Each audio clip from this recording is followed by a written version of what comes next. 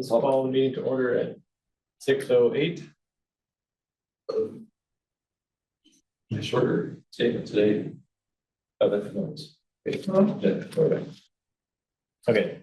Meeting is being recorded by the planning board. If other persons present are recording the meeting, you must notify the chairperson at this time. In accordance with MGL-C 30A SS 20G, no person shall address a meeting of a public body without permission of the chair, and all persons shall, at the request of the chair, be silent. No person shall disrupt the proceedings of a meeting of a public body. If after clear warning from the chair, a person continues to disrupt the proceedings, the chair may order the person to withdraw from the meeting, and if the person does not withdraw, the chair may authorize a constable or other officer to remove the person from the meeting. Question. We read that every time. Is that a requirement? To read it? It's, well, the language of it is a very, it sort of assumes its problems and it's not that welcoming. I don't disagree with the effect you should take if that kind of behavior exists. Yeah. But the presumption is it doesn't. And this is more an exception. And the way we talk about it every time, it's just like works, do you get my sense? Yeah, it is. So I don't know, but it's the best tone to start a public, our public meetings, but I don't disagree. I don't know. Where it came something from. something to think about. Yeah. Hmm? Are we required? Do you know where it came from? Is it have to be read? It is not required. It I'll do the recording. was recommended, I mean, there might have but been it's to your discretion. Yeah. Was there an incident that Oh, yeah. sparked it? Yes. Yeah, so Anyway, I just, it's one of these things where you don't want to design a whole process around an exception, which I think it probably is. All of the people that have come to a public meeting in person this year have benefited from having this read. No, I know we have. I'm just saying, it just I feels, hear it's a you. little chilling, but I that's all. agree. I think it was designed to be that way. I didn't write it. Yeah, I'm sure you didn't. Okay, well, Anyway, just aside, I'm thinking more about that. okay, roll call. Go around the room, straight Big here. Michelle, a member here. Peter McIver, clerk. Tom Bledsoe, alternate. Sarah Brown Anson, member. George Talumsis, vice chair. Jeff Sauer, chair. So if you, Tom, you'll remain an alternate today because we have all of our folks here. All right, approval of meeting minutes of March 5th, 2026. I just noted one thing that's kind of perusing on page 3 of the minutes where it's the other definition of housing shelter. Is there a word missing? And that says shared a congregate living arrangement for individuals or families experience shorter, long-term period. Does it say shorter, long-term homelessness? Wasn't that what the question is? And doesn't what they're experiencing. It should be homelessness. It is page 3, the minute meeting, right? From last meeting, page 3, the definition of housing shelter, a facility or building that provides temporary sleeping accommodations to refugees for longer term house homelessness, right? For short or long term Right. homelessness, right? Mhm.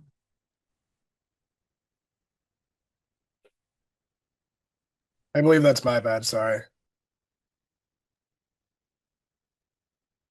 But That was David Simpson, our intern speaking. Alarm sounding. I'll prepare the minutes, but I haven't noted. Yeah.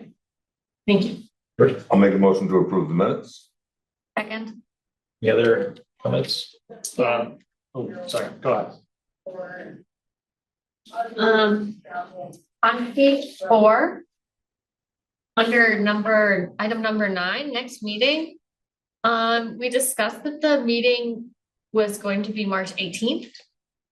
In the minutes, it says March 19th. So that's just a discrepancy. I had asked whether it was the 19th because on the agenda, it was listed as the 19th, but in our discussion, we clarified that it was the 18th. I was just gonna note that I was also absent. All right.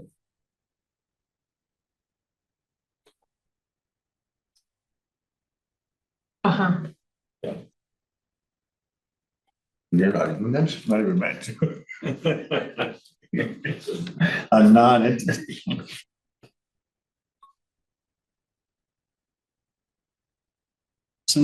Absent.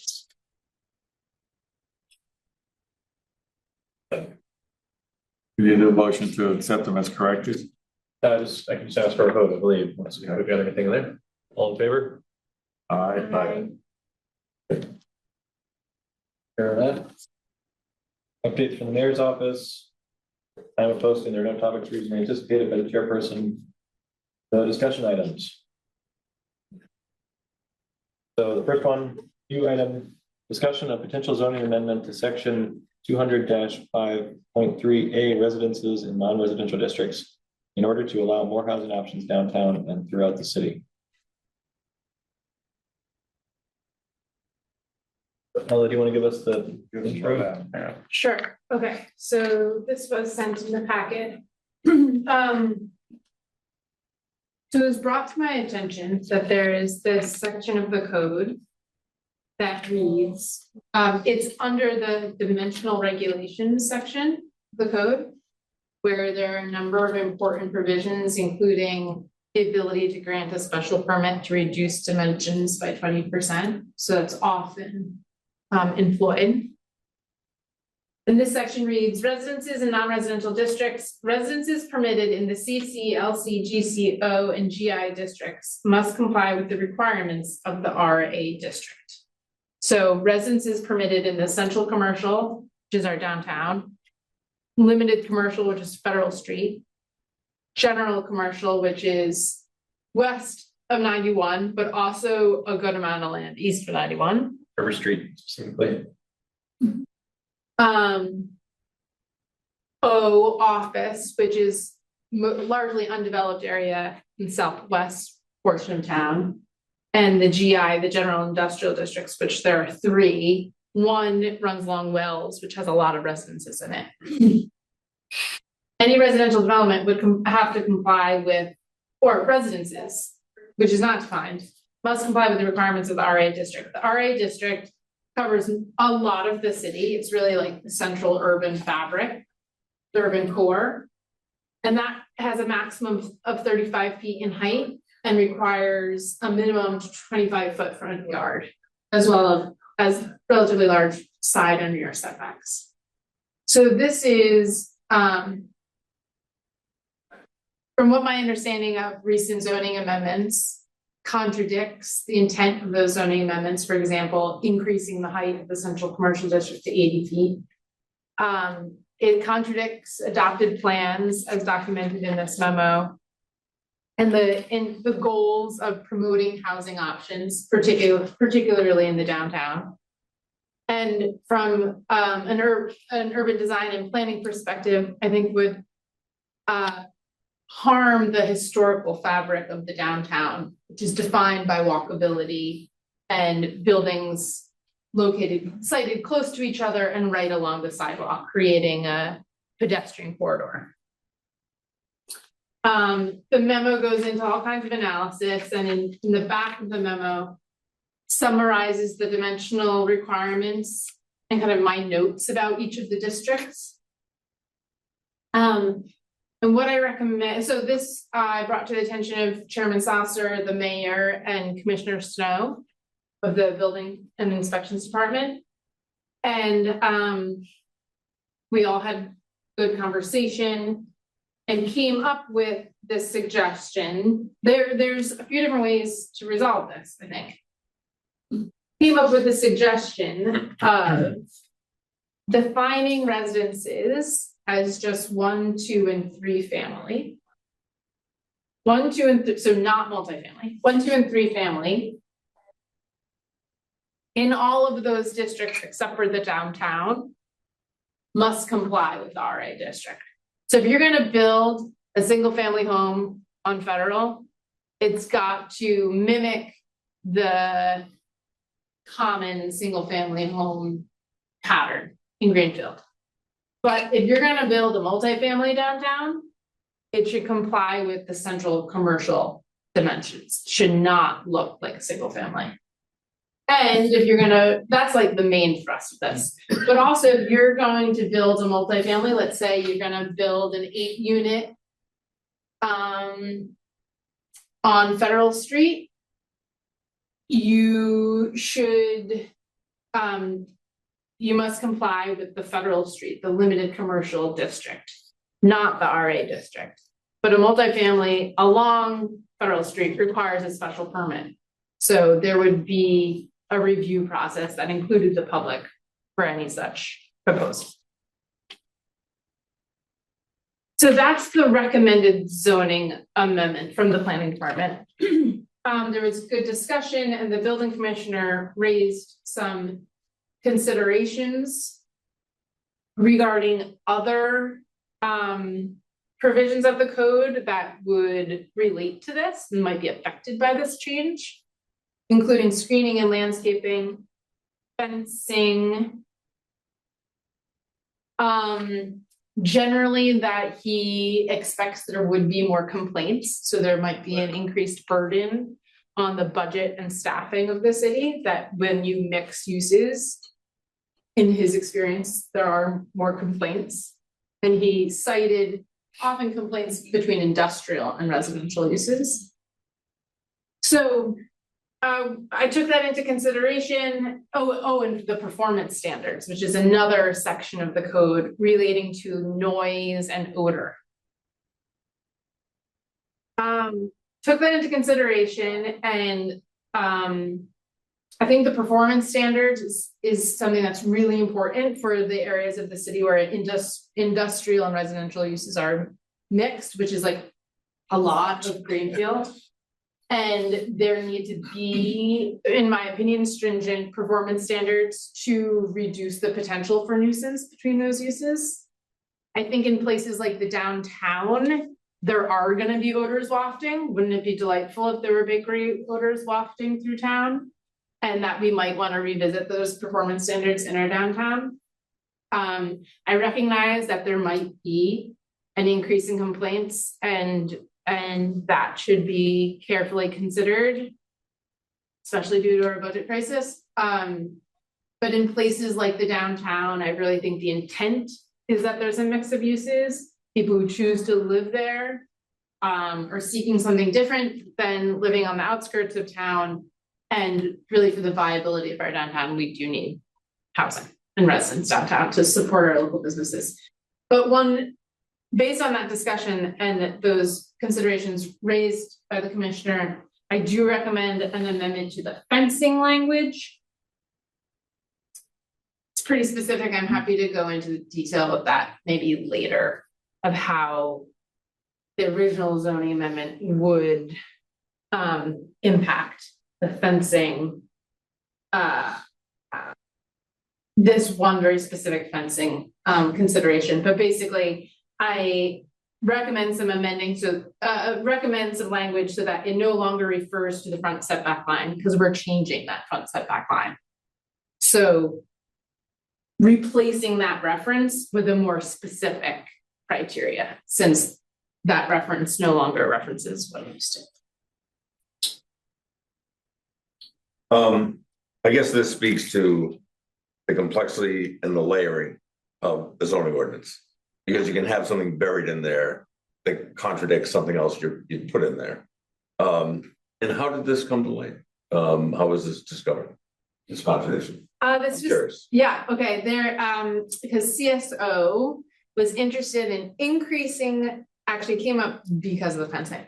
Increasing their fencing. It came up due to another project and a discussion I had with Commissioner Snow that got really into the weeds and wonky of what is a special permit required, and he referenced it in regards to another project. And I was like, wow, I hadn't seen this.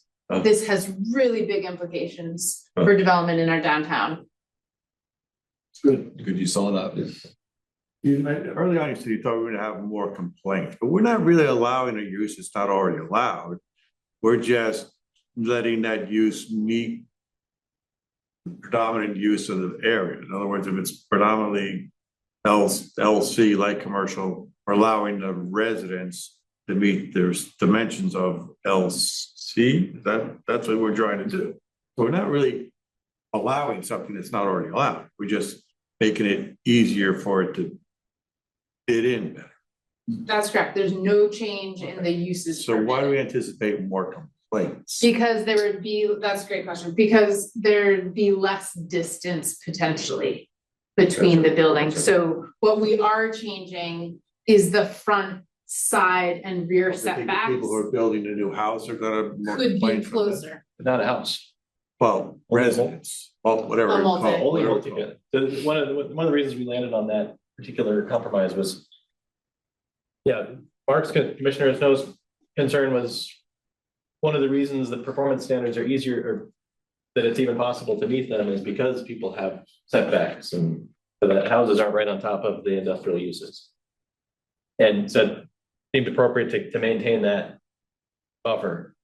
But apartment buildings you go into an apartment building with a different expectation of what you're gonna be next to. It's a more urban configuration. If there's something noisy next door, it's not the same as if you're a homeowner complaining about the noise next door. So, and the increased complaints would only be an increase to the extent that there's new units that are built to these new setback lines and they start complaining as soon as they move in. So it's not like starting tomorrow, there's gonna be a bunch of new people eligible to complain that weren't already complaining. I think that it's highly unlikely we'll see an increase in complaints because we won't see an increase in development either for a long time. This does keep the door open Right. for types of development that we've already been talking about wanting to see Right. in different places. I mean, so technically it's a risk, but it also is a trade-off and priorities to enable more housing within reason. Or avoid inhibiting the housing. So what's the recommended zoning? Can I ask a question? Yeah. You said you were looking at alternative approaches and you considered some, what were the other, this approach seems to make sense to me and I'm completely compelled by the need to fix this. But what else did you consider? Just removing CC. So not affecting anything along Federal I Street. see. Requiring, not striking this. But somehow requiring a special permit. For like striking this, but then to have some kind of special permit. But this creates more of an understanding of what's possible rather than putting everything up in question. Striking it entirely. Okay, I mean, I think of High Street as an example, as a residential place, and you think of the apartment buildings that are there and the homes. Yeah. They're close to each other. I mean, it's a streetscape. Yeah, right. Seems to work fine. And I don't see the apartment buildings creating the issue. I think it's the old manufacturing stuff that was sort of shoehorned into Wells Ave and places that is a lot more of a problem. Right, so if you were to restrict something, That's the thing that you have to be more Usually, yeah. concerned about, I think. I don't know that the housing in a housing. Anyway, one conversation we had was, I think what we don't want to do is just constantly be putting random Band-Aids on the zoning code.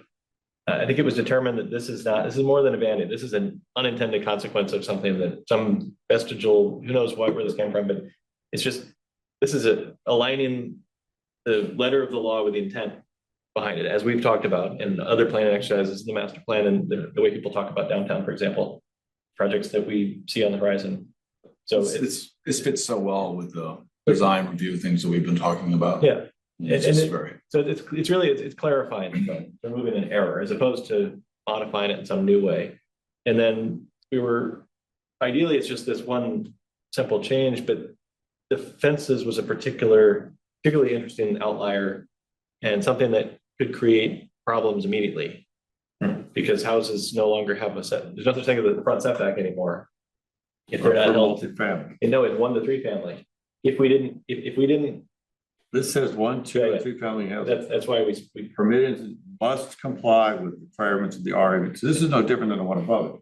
What I could see, you're just spelling out 3 different houses. we also struck, yes, that's correct. So the reason, So multifamily houses are the ones that don't have to meet. that's right. It's not, so if you're gonna build a 1-family house, it has to meet RA, a 2-family house, it has to meet RA, a 3-family house has to meet RA. So then the fences shouldn't be an issue for But these we houses. struck CC from the That's list. okay, well, that's fine. So the CC doesn't have a front setback requirement. So if you have a house in the CC district, But it's not permitted, CC. there are houses there. I know, but you're talking about new housing, I'm assuming, because it says permitted in and you got these crossed off, right? So that means these are not permitted. It's They are permitted in C.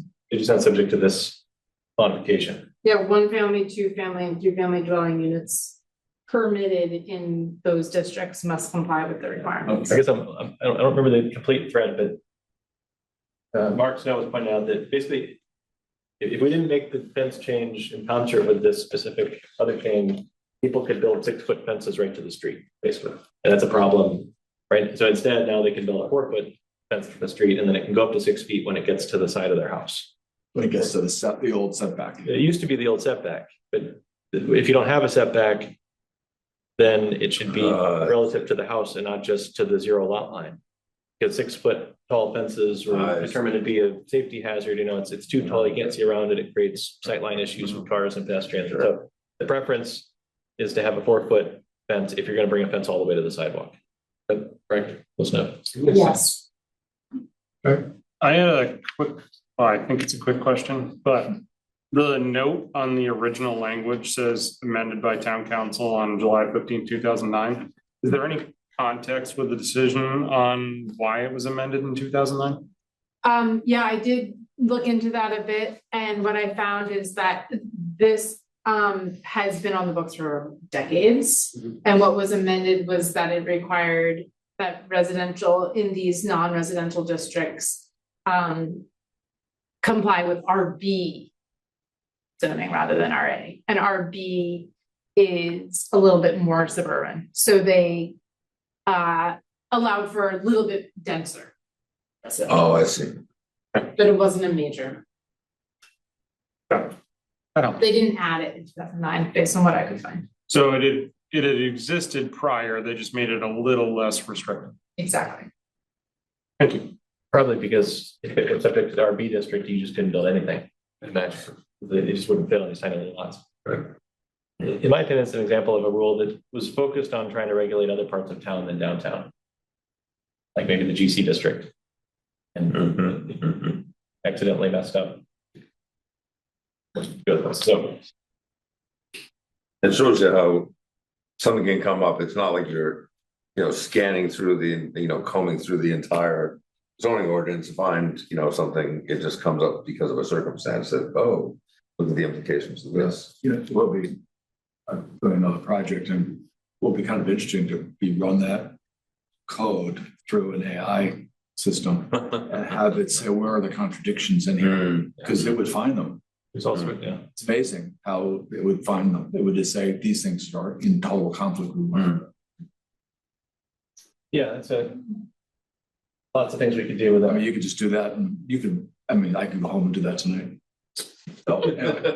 Exercise. No, you just upload a PDF. Our AI You consultant. just upload a PDF and say, look at this and tell me if they're internal, and it'll find them. It'll find them. It isn't, it does pretty well. Maybe I haven't done that with the latest models.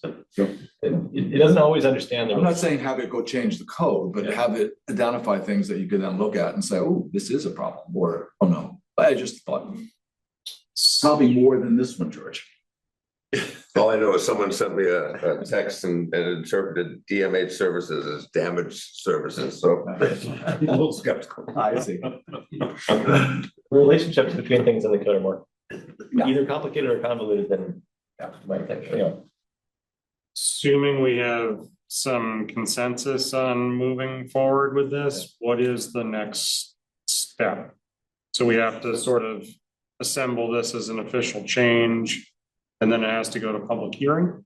Right, we would have to, my understanding is notice a public hearing and hopefully host a joint hearing with the Economic Development Committee of the City Council. And we would have to initiate this, right? You can, or we'd ask them to, yeah. I think the shortest path is to do it in the first meeting in May. Right, And we're talking about both the one on the first page, but also the fence component, is that do them jointly? So, Yes, yes, I guess, because you don't want to have one without the other. does everybody understand and agree with these changes or have any modifications to consider? So page 1 and page 5. Basically. I was curious, the Hope Street lot, Does it fall within these limitations?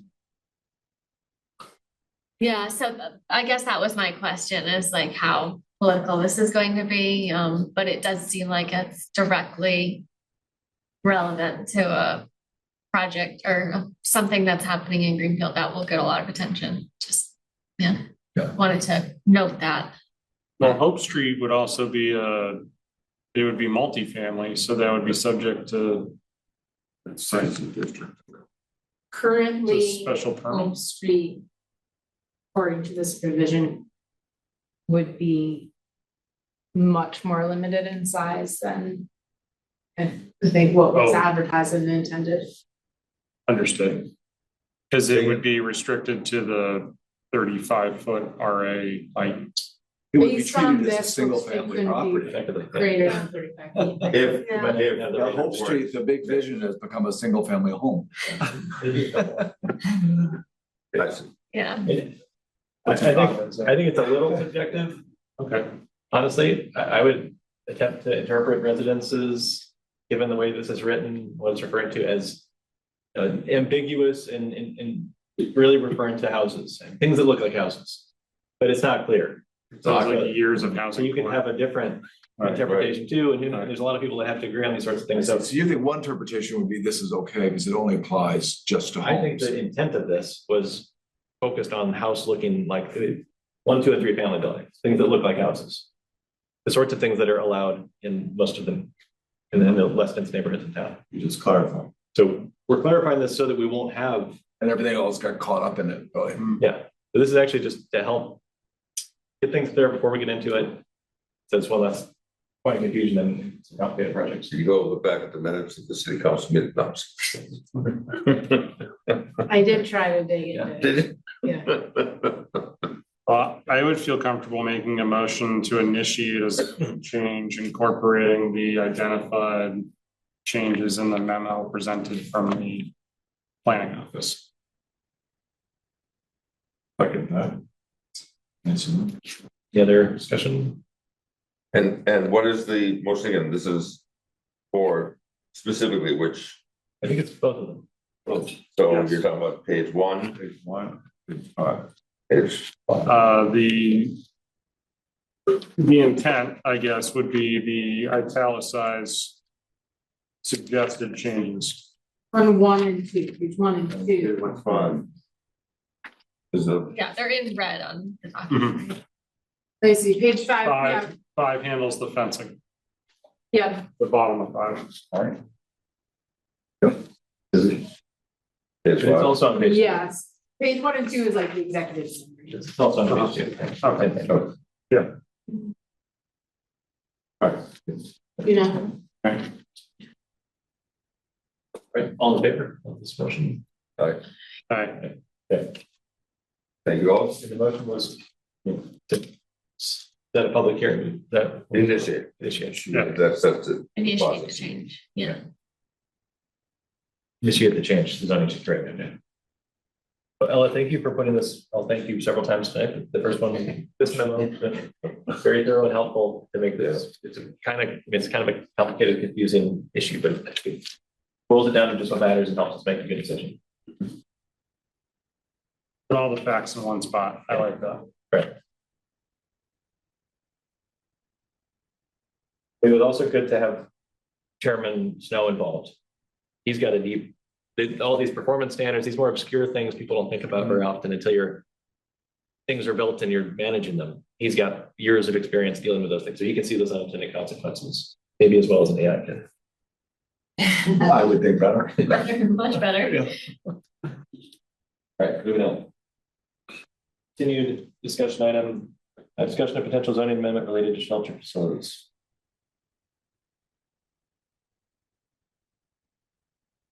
Ella, do you want to bring us back up to speed on that one? sure. So this was not in your packet, but it was sent by email.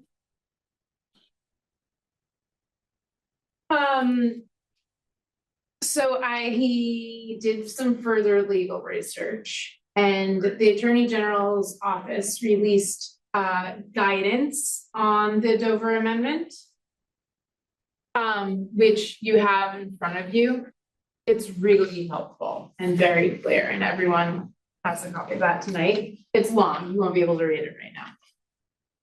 I saw it's like 20 pages. Yeah, and I also spoke with staff from the Attorney General's office. And I know we had a robust discussion last week about how to regulate this use based on this guidance and my discussion with that staff. It's very clear that we cannot require a special permit for a Dover protected use. And a housing shelter that provides life training, life skills training is a Dover protected. Which it clearly does. I don't think we were trying to do anything other than to define what a shelter is. I don't think we were looking to limit anybody's uses. I think we just didn't have a definition of shelter. Because what if someone wants to just build a shelter with no educational services in it? We don't know what that is. That's what we were trying to do. I think the Dover Amendment can be certainly abused. Because if someone wants to build something like a shelter in an area where they're really not supposed to be there, they could just say, we're going to teach people how to cook. I think that's something that should really be looked at sometime in the future as to genuine use. That's a whole different topic. All we were trying to do here, as I remember, was just to define shelter. But do you think there's any issue with the Attorney General's comments back of us trying to define shelter? What I recommend based on this research and the conversation is that defining a shelter that provides a Dover protected shelter, a shelter that is a nonprofit that provides some kinds of education, and then regulating those uses. So basically, if it's Dover protected, we could require a site plan in all districts, but we cannot forbid it in any districts, and we cannot require a special permit in any districts. So last time we talked a lot about the definition, but we also talked about requiring a special permit in the central, in downtown. So we just take out the things we had in there that had anything to do with education. Just figure it out. Right, so Or then we we- could also define a housing shelter that's not Dover protected. So if it's for profit and does not offer any kind of educational uses, then we could require a special permit. Well, it's not And forbid it in nonprofit some and it doesn't districts. all educational purposes, it's still not protected. The case law, there's a lot of case law. It's totally up to the board based on this research. There was specific case law about a temporary housing shelter being Dover protected. Not offering education. It's not religious. That life skills training I would is, say if you don't offer any, it's just shelter. right, so if you don't offer Right. any educational uses and you're for profit, we could regulate that use. Why does it have to be for profit? Because that's part of the Dover amendment. So if it's nonprofit, offers no education, it can't be special permit. I think that's a gray area, and it really seems like the courts interpret Dover in a way that really protects those educational uses. I know, but I just said there's no educational use in it. There's- I wouldn't be comfortable recommending that, but it's totally up to the board. What I'm seeing with your recommendations is something similar to the ADU distinction. Where there's the protected ADU and unprotected ADU. And so if we don't, I think if we just refer to them as Dover protected and not Dover protected. And not try to translate what constitutes Dover protected or not Dover protected and codify that, but just say. So I think we can say what we think a shelter is, just as we have. And then just say there's the version of this that's Dover protected and the version of this that's not. And we're not gonna, I don't think we need to spell out exactly what each of those has to look like. But someone has to define what's not protected and what is protected. Right? And that, didn't we do that in our ADU? We said one is protected and any more than one is not protected. So we defined So this one we're deferring to. Are we putting it on the applicant to say that it's Dover protected? It is different that way, right? I would think that if you're defining it as Dover protected and non-Dover protected, when the applicant comes forward with a project, the onus would be on them to provide proof of some sort, that they in fact fall within that Dover protected highway. And do we need to indicate what sorts of things that might be, or do we define it the way we want, as we already have, and just note that if they do this and it's Dover protected, that's it, I guess. We have to, I would say from my experience with the fire and building codes, because it is so widely interpreted by the Attorney General's office,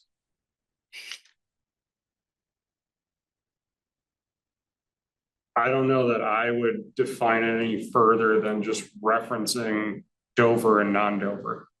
Because Mass General Law is always written in this like gray legalese that then gets litigated into some kind of case law.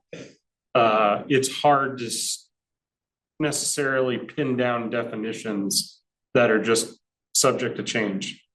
Because then if, like, say we draw like a hard line on the Dover Amendment, and then some case comes forward that then changes that definition, then we have to have this discussion all over again that then has to go to city council for approval, and it just seems like we're continually moving that goalpost around, potentially. It's not a guarantee, but Doesn't seem like it's up to us to define what's a Dover eligible proposal. In the actual code, I completely agree with you. I mean, let the applicant make their case. And I assume it's the building commissioner that looks at that and makes a judgment, and it can be appealed and all sorts of things, but I assume. But it doesn't seem like we should be setting really strict. I think there's definitely a case that we could easily say, you know, these non-Dover protected shelters could fall within much stricter guideline. I just worry about Trying to define what. trying to further define outside of just saying Dover protected and non-Dover. I agree. In your summary memo, you said education uses have been broadly interpreted by courts to include, among other uses, transitional programs for people experiencing homelessness. And that's what I was trying to ferret out last time is, well, if it's not about substance abuse treatment or mental health treatment, it's purely about homelessness. Would it be deemed educational because you're really trying to move someone from a homeless state to a housed state?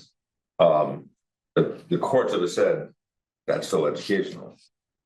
So are there any, in your reading of this, have the courts ever said, oh, this one's not Dover protected? Have there been examples of that? Great question. I don't have an example of that. This reference, the town of Dennis had provided a letter that the AG wrote for them, where the AG said, helping families gain skills and learn to navigate systems to obtain and maintain housing is an educationally significant goal. So no, I don't have an example of a housing shelter if it's for profit, maybe that helps distinguish it, but it's very gray and it's not up to me whether it be Dover protected or not. And I don't have examples. That's a great question. And why would the distinguishing factor be whether it's for profit or not for profit? For profit, I don't believe is protected by the Dover. So a for-profit shelter providing tons of educational support is not protected. I think that's right. I think it's because they view it as the primary goal is to make money rather than the primary goal being a public purpose or for profit. Yeah, although this also in this AG letter, it said that the education does not need to be the primary purpose. Right. Like a housing shelter, the primary purpose is not education, but it's one of the primary. So it's just very gray, it's very murky.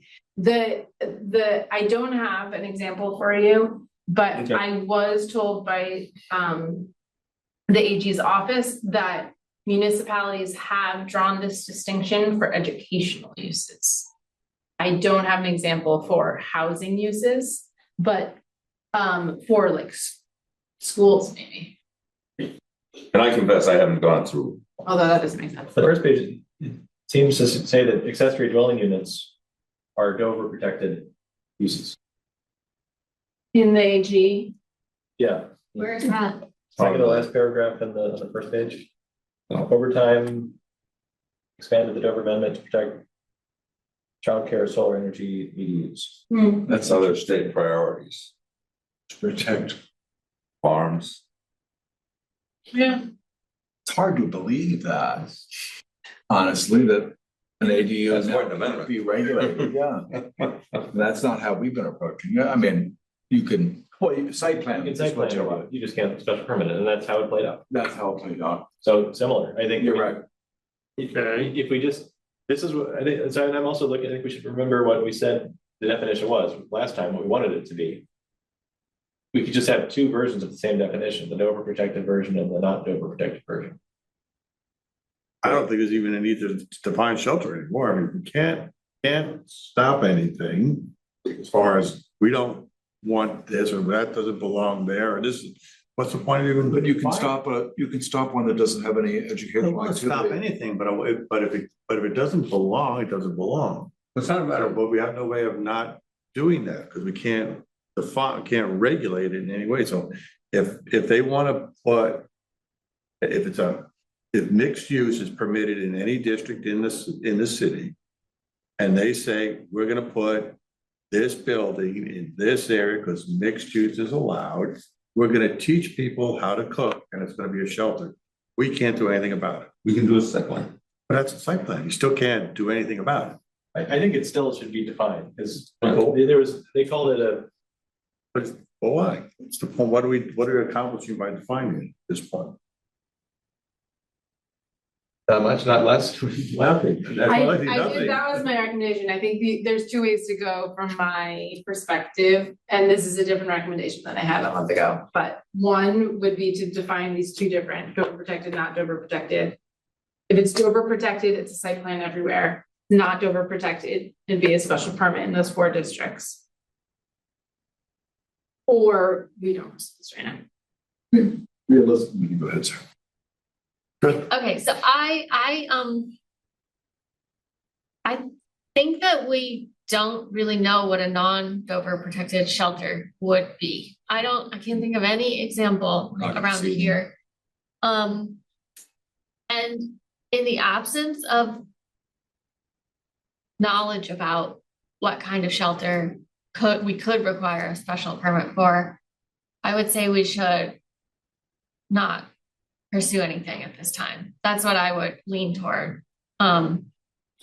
Unless we want to say maybe we should look into it more and see if there are for-profit shelters.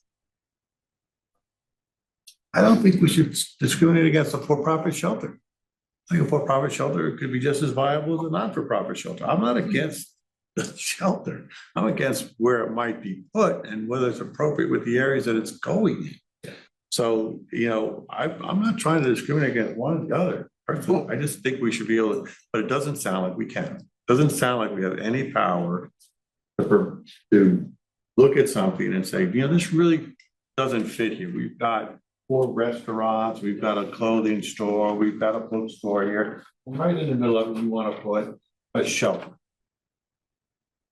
We can't do anything about it. Can't do anything I about have it. like 30 or 40 years of experience in this kind of business and know a lot about shelters and the whole range of housing accommodations besides shelters, and a lot of the organizations that I've worked in, have operated them. So there isn't a for-profit shelter system. Shelters don't make money. They're not viable like that. Any shelter we're going to see is going to be nonprofit sponsored and owned, and it's going to have all the support services that we heard the last time CSO came in. where they talked about the skills training and the other things that are very clearly protected by Dover. That is the shelter world. We are not going to see a for-profit shelter. And so that it's just we're protecting we would put something in the code that has no relevance. So I tend to agree with you, Sarah, that shelters that we will see are going to be Dover protected. And there won't be one. We're not going to see someone that's coming in as a for-profit trying to get a shelter in, and we say, oh, you can't do that.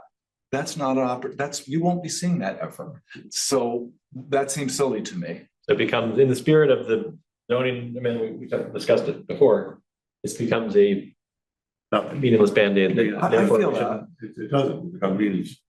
I feel it is. And again, I think there's a reason that these are protected uses. I don't really have an issue with it. I understand that in some places it can create a conflict. And, there's a lot of things that do that. But this is clearly a protected use. And the courts have been clear. And, there's not really, I don't see the value of what we'd be doing, really. And we're also going to be bringing some other zoning changes forward, and this will be confusing. We just have all these new round of zoning changes, one that really matters, and one that is, why are we doing this? It's like, so I think it just adds to complexity for no party, and it doesn't make much sense. Not voting member, that would be. I really dislike the nonprofit and profit difference because nonprofits make plenty of money.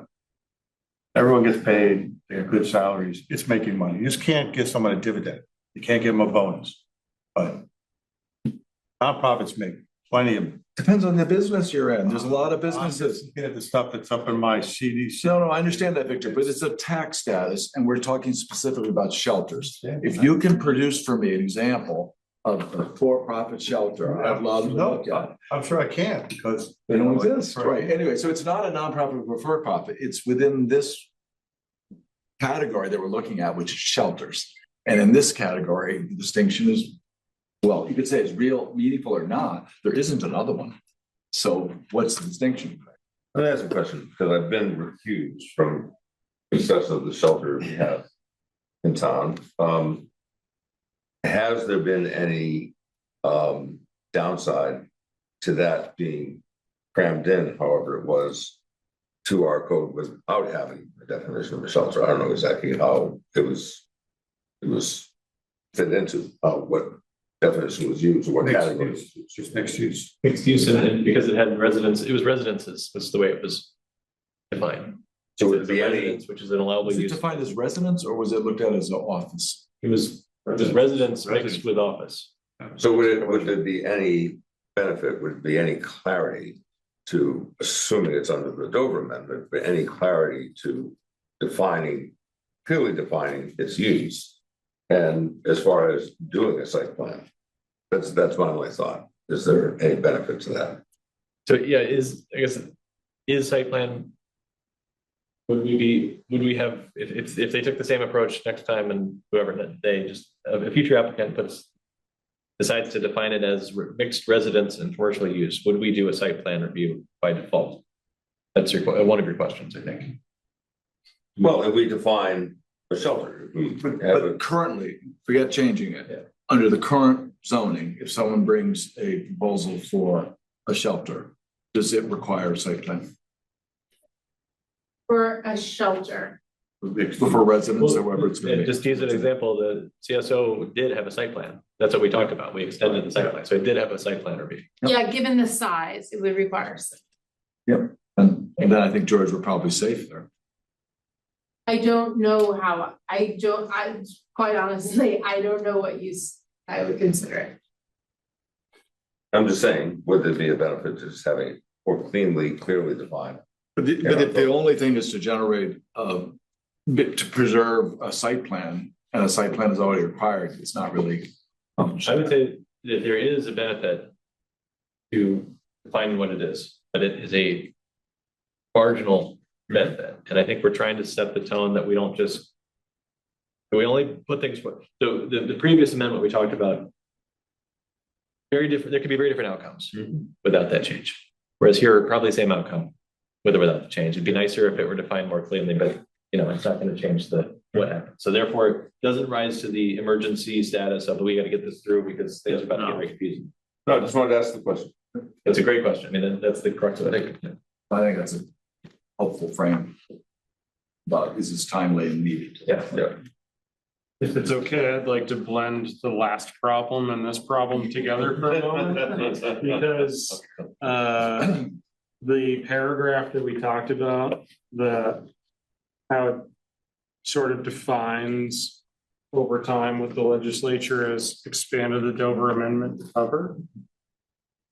Our zoning ordinance is very specific on childcare. Well, not so much childcare centers, but childcare in a home, like a home-based childcare. Childcare centers is specifically noted in this. Does that conflict with the wording of childcare uses?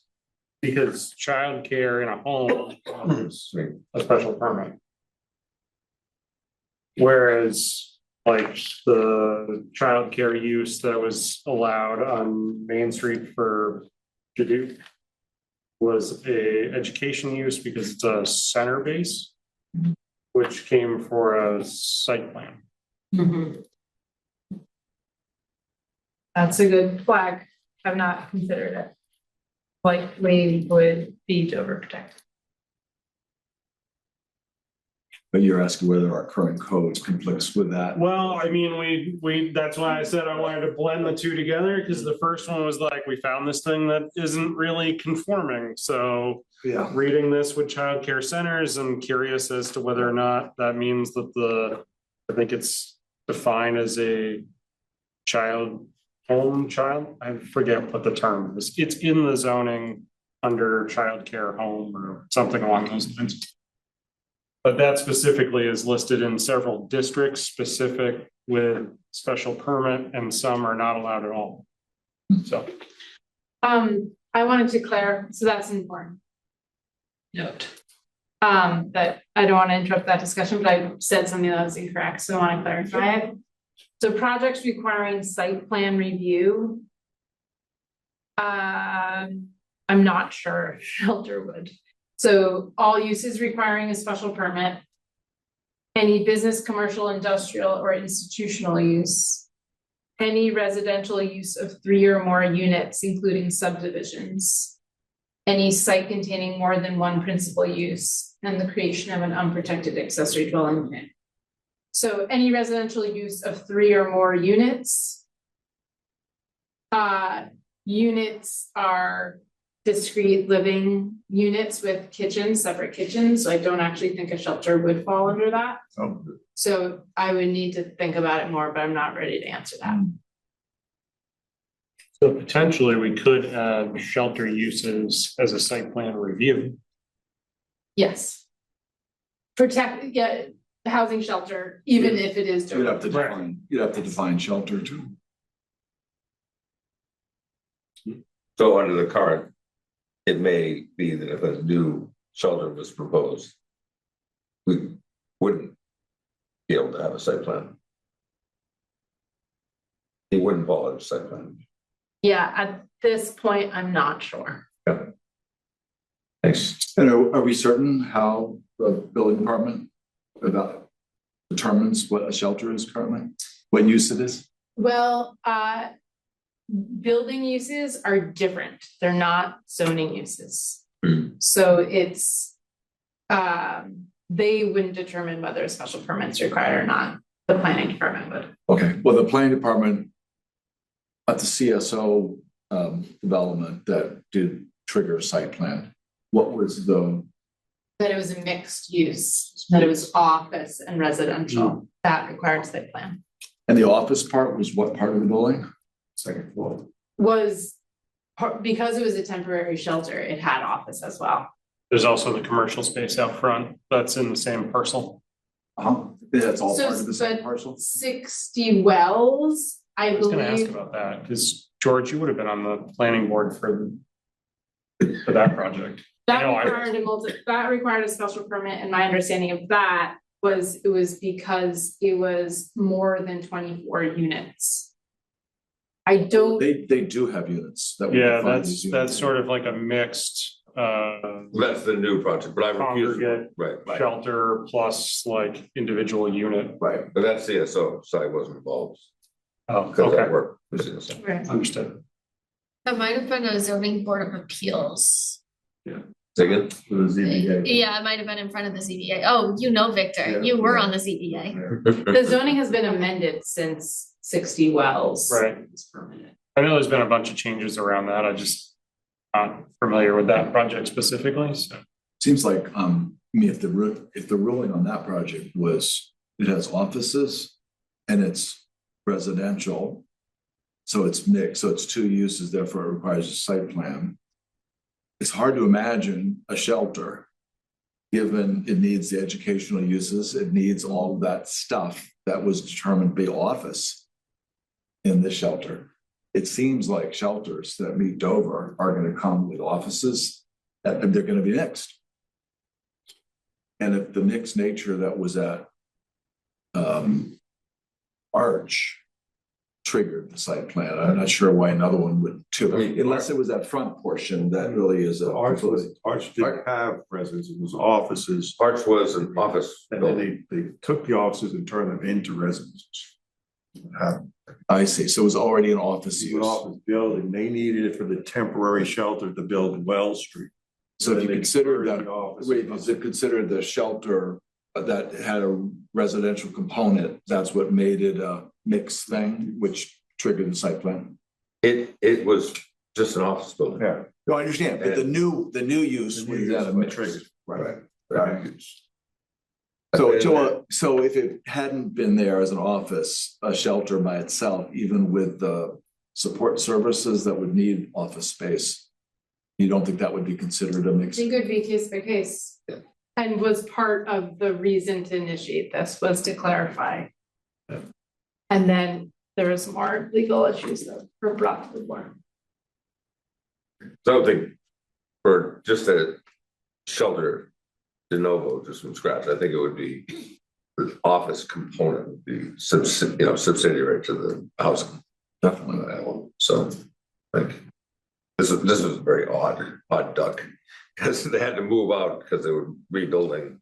I mean, it would be nice though if we could get site plan on any of these projects, because they're, they could use public input and we could use another review and not just happen. It sounds like it's still an up in the air kind of question. Maybe this is something that you should look more at. And I'm saying think more about it. a document that suggests that you cannot have a special permit for childcare centers at all as of July 29th, 2024. So maybe it's a Doberman that fix. We shouldn't do shelters now because it's more widespread. Is there anybody in childcare? We haven't seen a childcare facility. We have the one downtown, right? There's a lot of home-based centers in town that And just don't have special permits. They operate without them, yeah, but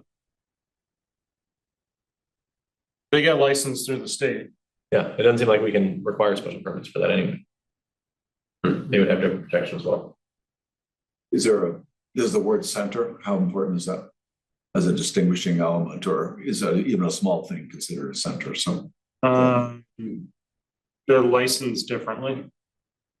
So as far as like the EEC or the early education component of the Commonwealth, they look at them differently, definition wise. So But that's the based word on- center means. That's where, something. yes.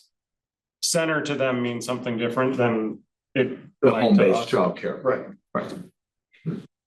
So maybe we should have a future discussion item like making the zoning code in compliance with the Dover regulations. Since it sounds like there might need to be a change related to home childcare operation. And maybe other things we don't know. Yeah, Yeah. yeah, Yeah, we've already found two.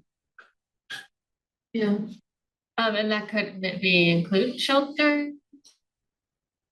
Yeah, are these imminent emergencies at this time, or they just, like, the shelter definition just came up after some action, simply Right. because it was like, well, that was confusing, let's make that less confusing next Right. time. Yeah. There's also solar energy systems that are special permits.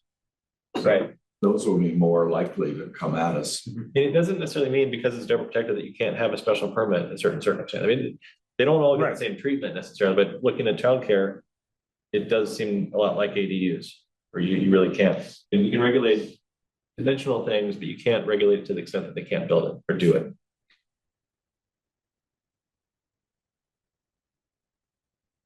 Sounds like we don't want to take action on that. It's a pretty broad category. It's just getting bigger and bigger. I think it warrants maybe more of a broader look at this document and our zoning document to see what may be conflicting, and instead of making small changes incrementally, we just look with a broad brush as to what do we need to change and just incorporate that as we're changing this because of that.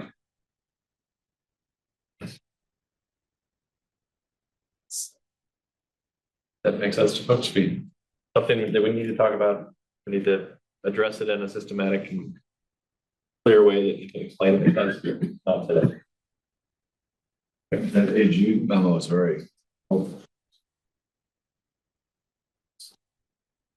Yeah, So, and just so I understand, so we're gonna table this discussion, and the assignment is for staff to look at how the zoning code, what zoning code amendments would be needed to gain compliance with the Dover Amendment?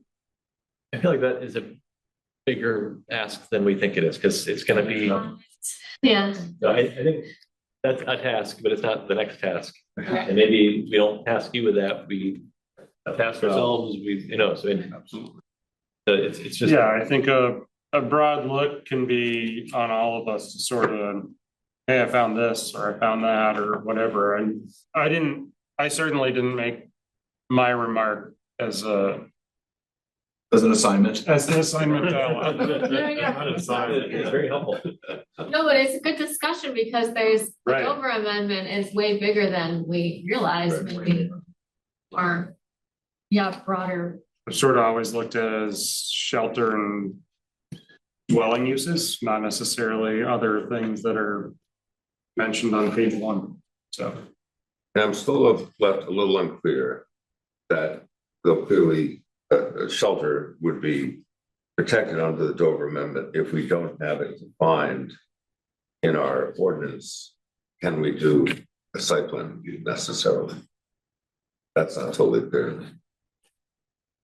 I think Do we it's, have to define that? That might be something worth. Maybe that is the main issue. I'm not expecting a slew, Mhm. Yeah, but then again, Because if there is no mixed use, or there isn't a qualifier that Right, necessarily right. lumps it into the site plan.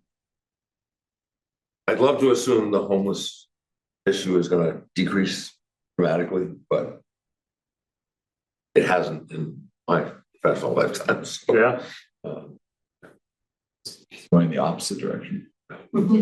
so that the request is just to confirm whether or not, We have the capacity to do a site plan. yeah, at this any point, yeah. reasonable future shelter would be subject to site plan, or are there a good chance it wouldn't be, I guess. Which then might trigger the need to Then define. we might say, you know what, this is more urgent than we thought. If it's- It might be a simple fix. Yeah. Just having a definition that would. Yeah, if you define it and say that it requires site plan. Boom. And we've established the site plan as an okay regulation. Boom, do we put that in the ordinance? Boom, boom. Fire mode. Okay. That's ironic coming from. You only use our motion. I do want to ask a question. I don't know, hopefully it's not, bringing us into too much of a, I don't know, opening a can of worms or whatever, but, if our question to you right now is to look into whether, we need to define shelter facilities so that we require site plan review. Mhm. But is that allowed under the Dover Amendment? Would that be restricting more than other uses? Would that be lawful or not? That's my question, basically. My understanding is they do pretty specifically say that site plan is allowed and you Even if it's- regulate. yeah. Only eight different Yeah, those dimensional criteria Okay, yeah, I just wanna make in sure, all districts. It okay, has to be applied across all districts. So I can double check that, but I think it was pretty clear about that, unless you saw language otherwise. But I think there was a question like, can you require site plan? just to clarify my line of thinking, I know with the ADUs, Emergency. the standard was you can't regulate them more than dwelling unit or Mhm. single family home. Mhm. And I just wanna make sure it's a different set of standards, I guess, or a different paradigm. Mhm. Legally.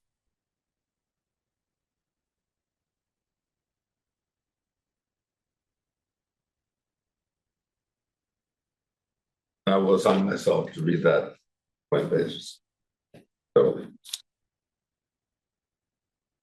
Okay, we ready to move on? Sure. All right, so the next and last item is discussion and editing of draft downtown design guidelines, as well as discussion of how the guidelines relate to site plan review. We started, so Victor put together this with his staff, this draft document that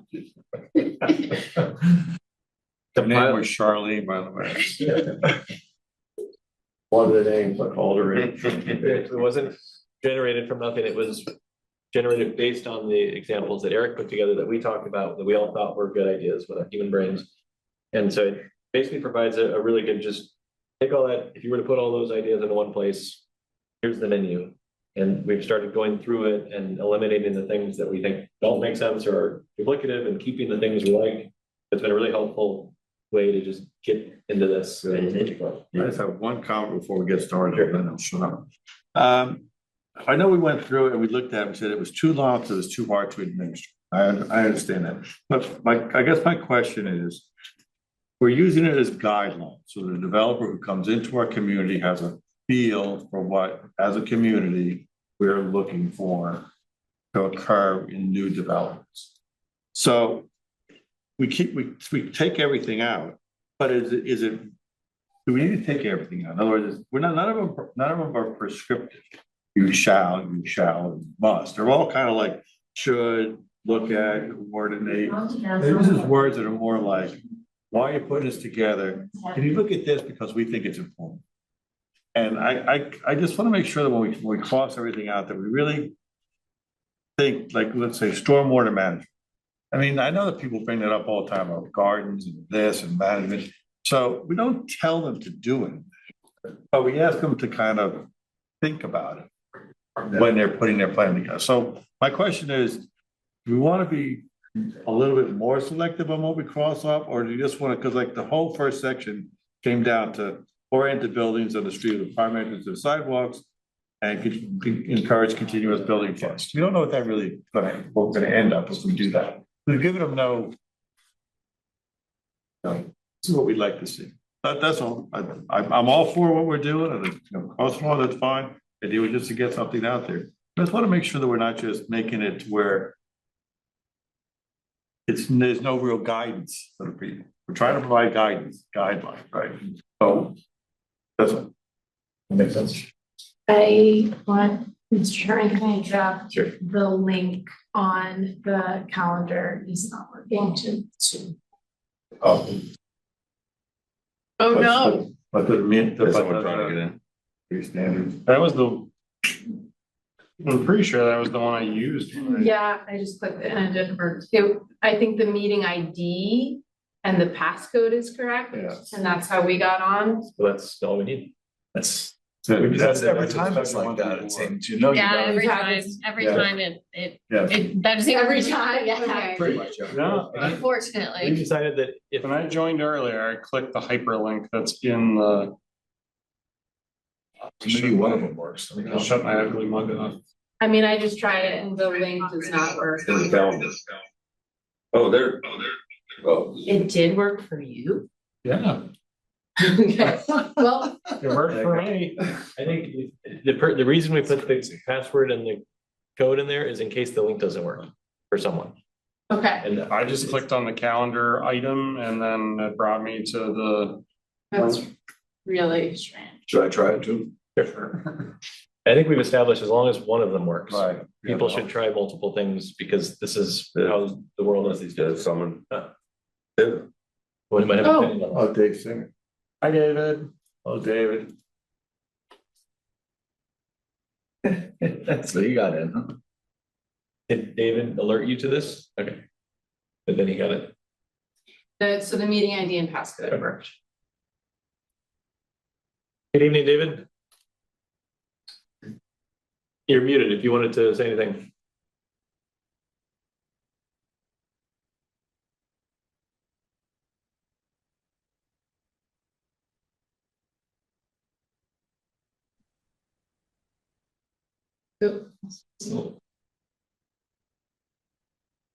Oh, I just wanted to ask, what you handed out here tonight? Oh, sorry. Yeah, I just want to make sure Sure. that he's able Yep. to.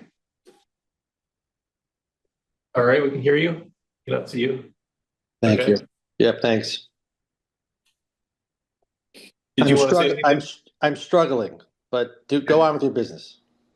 Okay. Did you have any comment? Are you just popping in or did you want to say something? No, I don't have any comment except thank you for letting me in.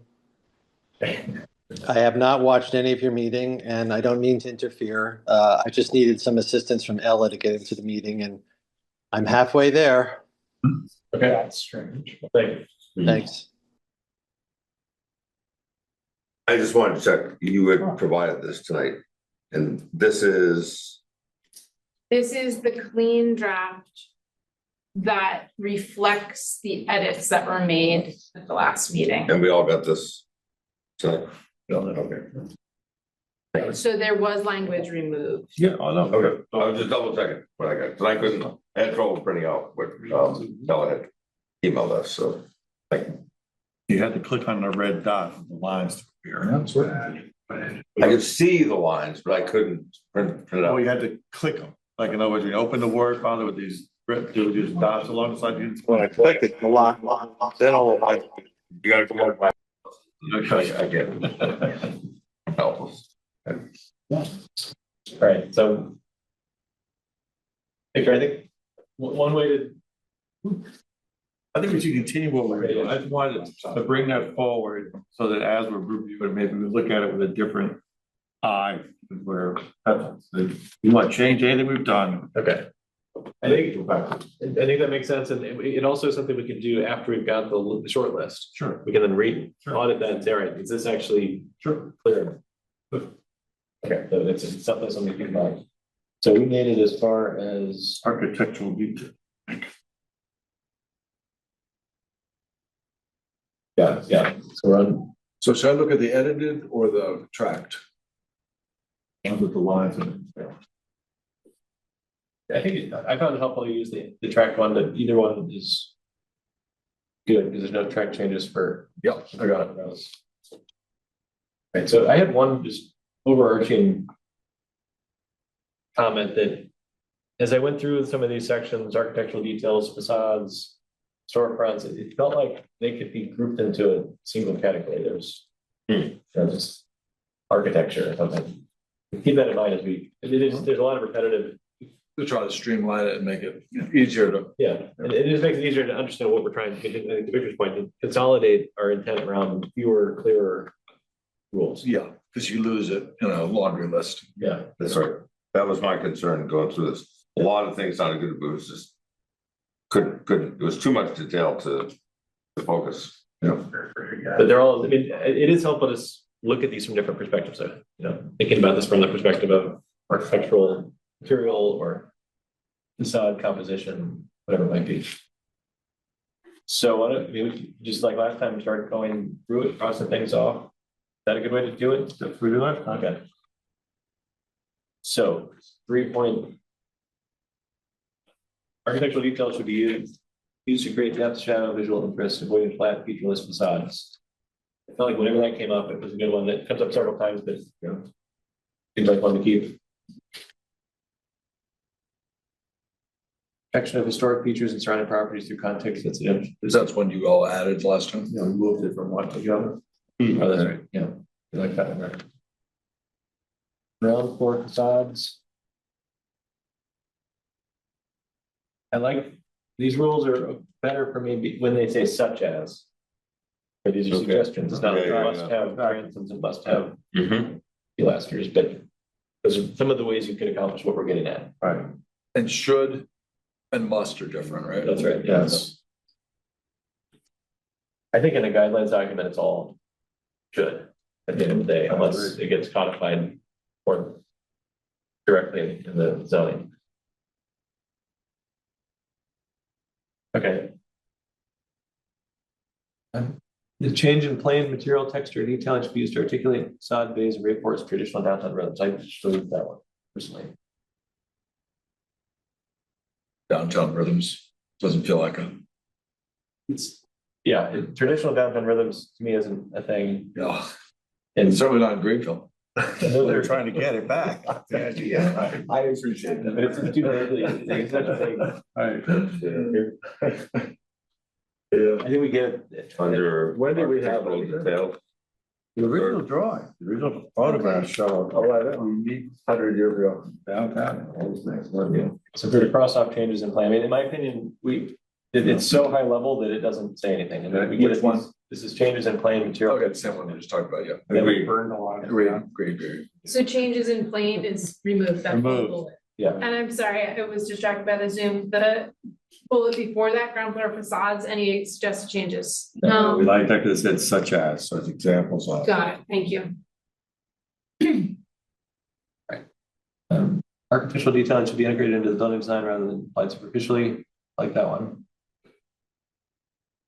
I'll just say what I think and people. That will be done. It'll be Sure. done. On all of them. Feel free to jump on it.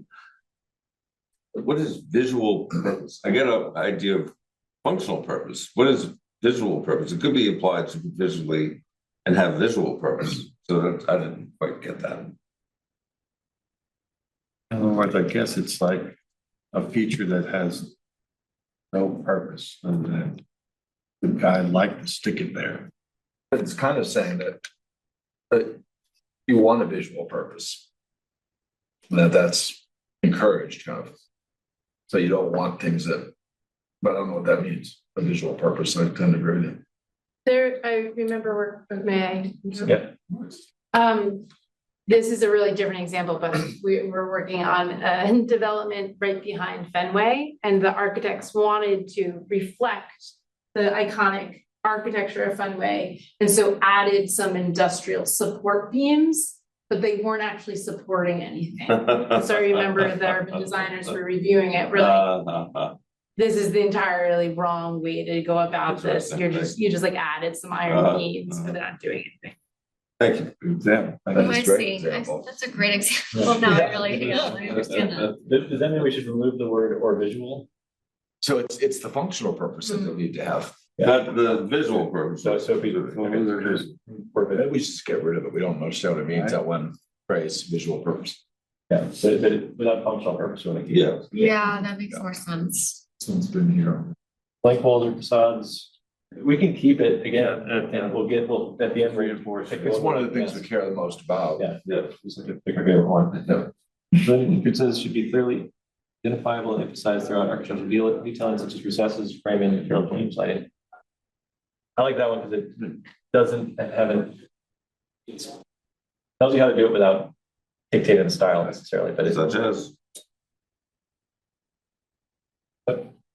Such as, it's got such. oh yeah, exactly. Such as, he said, You got such a. Upper story detailing should be simpler, more restrained than ground floor detailing while still contributing to the overall facade rather than proportional. I deleted that. Deleted that. Just not necessary, not essential. It should be simpler and more restrained. Why? Maybe it shouldn't be. I mean, it could be, it's okay to have just as much detail in the upper stories as the lower stories. I don't see why that has to be simpler. Right, it's almost like, please do detail down below, and if you could do it up top, that's great, Yeah. but at least do it down below. Yeah, exactly, yeah. The last three I was okay with. With the exception of some architectural details should be scaled appropriately to the building and the best environment. Period. I don't know how you guys feel about that. I struck What avoid. does that mean? Oversized or out of scale elements. If you tease the Citgo sign in Fenway Park is Right. oversized and out of scale and yet beloved. Yeah. Grandfather things are good. Yeah, that's right. You say, take off that last phrase. I was suggesting that, but I'm not saying it. Maybe we don't want oversized and out of scale. I'm trying to think of. I personally think it should be okay to do something a little odd if it's done well. But sometimes it's not done well and then it's just a nice one. And then we have that challenge. Did we cross off with Yeah. intent? Yeah, Are we getting rid of the intent in all these sections? I was just skipping over that for now. I think we can come back to intent once we decide how many sections we actually have, but those are good references. Do we have consensus about the oversized and out of scale? I crossed it off as well. Yeah, that's fine. All right, anything else in architectural details? This is the last one. I mean, contemporary architectural encouraged, I assume are historic ones also encouraged, or? I mean, is it in order to offset what seems like so much history that we're also saying, and modern is also? That, I think it's implied that historic is okay. And this is an allowance for contemporary also, if done, so like screwing metal panels to the side of your building. And like stapling open signs on it, like the Right. dispensary down by the train station is not an example of craftsmanship. No. Sort of thing, so, but you could use a metal panel in a tasteful way that looks good, it works.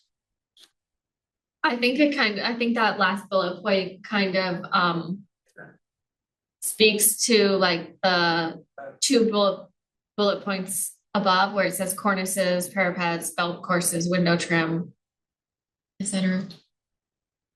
I see, because I don't know, more the traditional. contemporary wouldn't have those. I So don't it's kind of both are good as long as they're followed. think that's, Just telling you, want to do contemporary, we're okay, but it kind of needs to fit in. yeah, But, stainless steel and glass, yeah. building. Yeah. Work for us. I'm fine with it.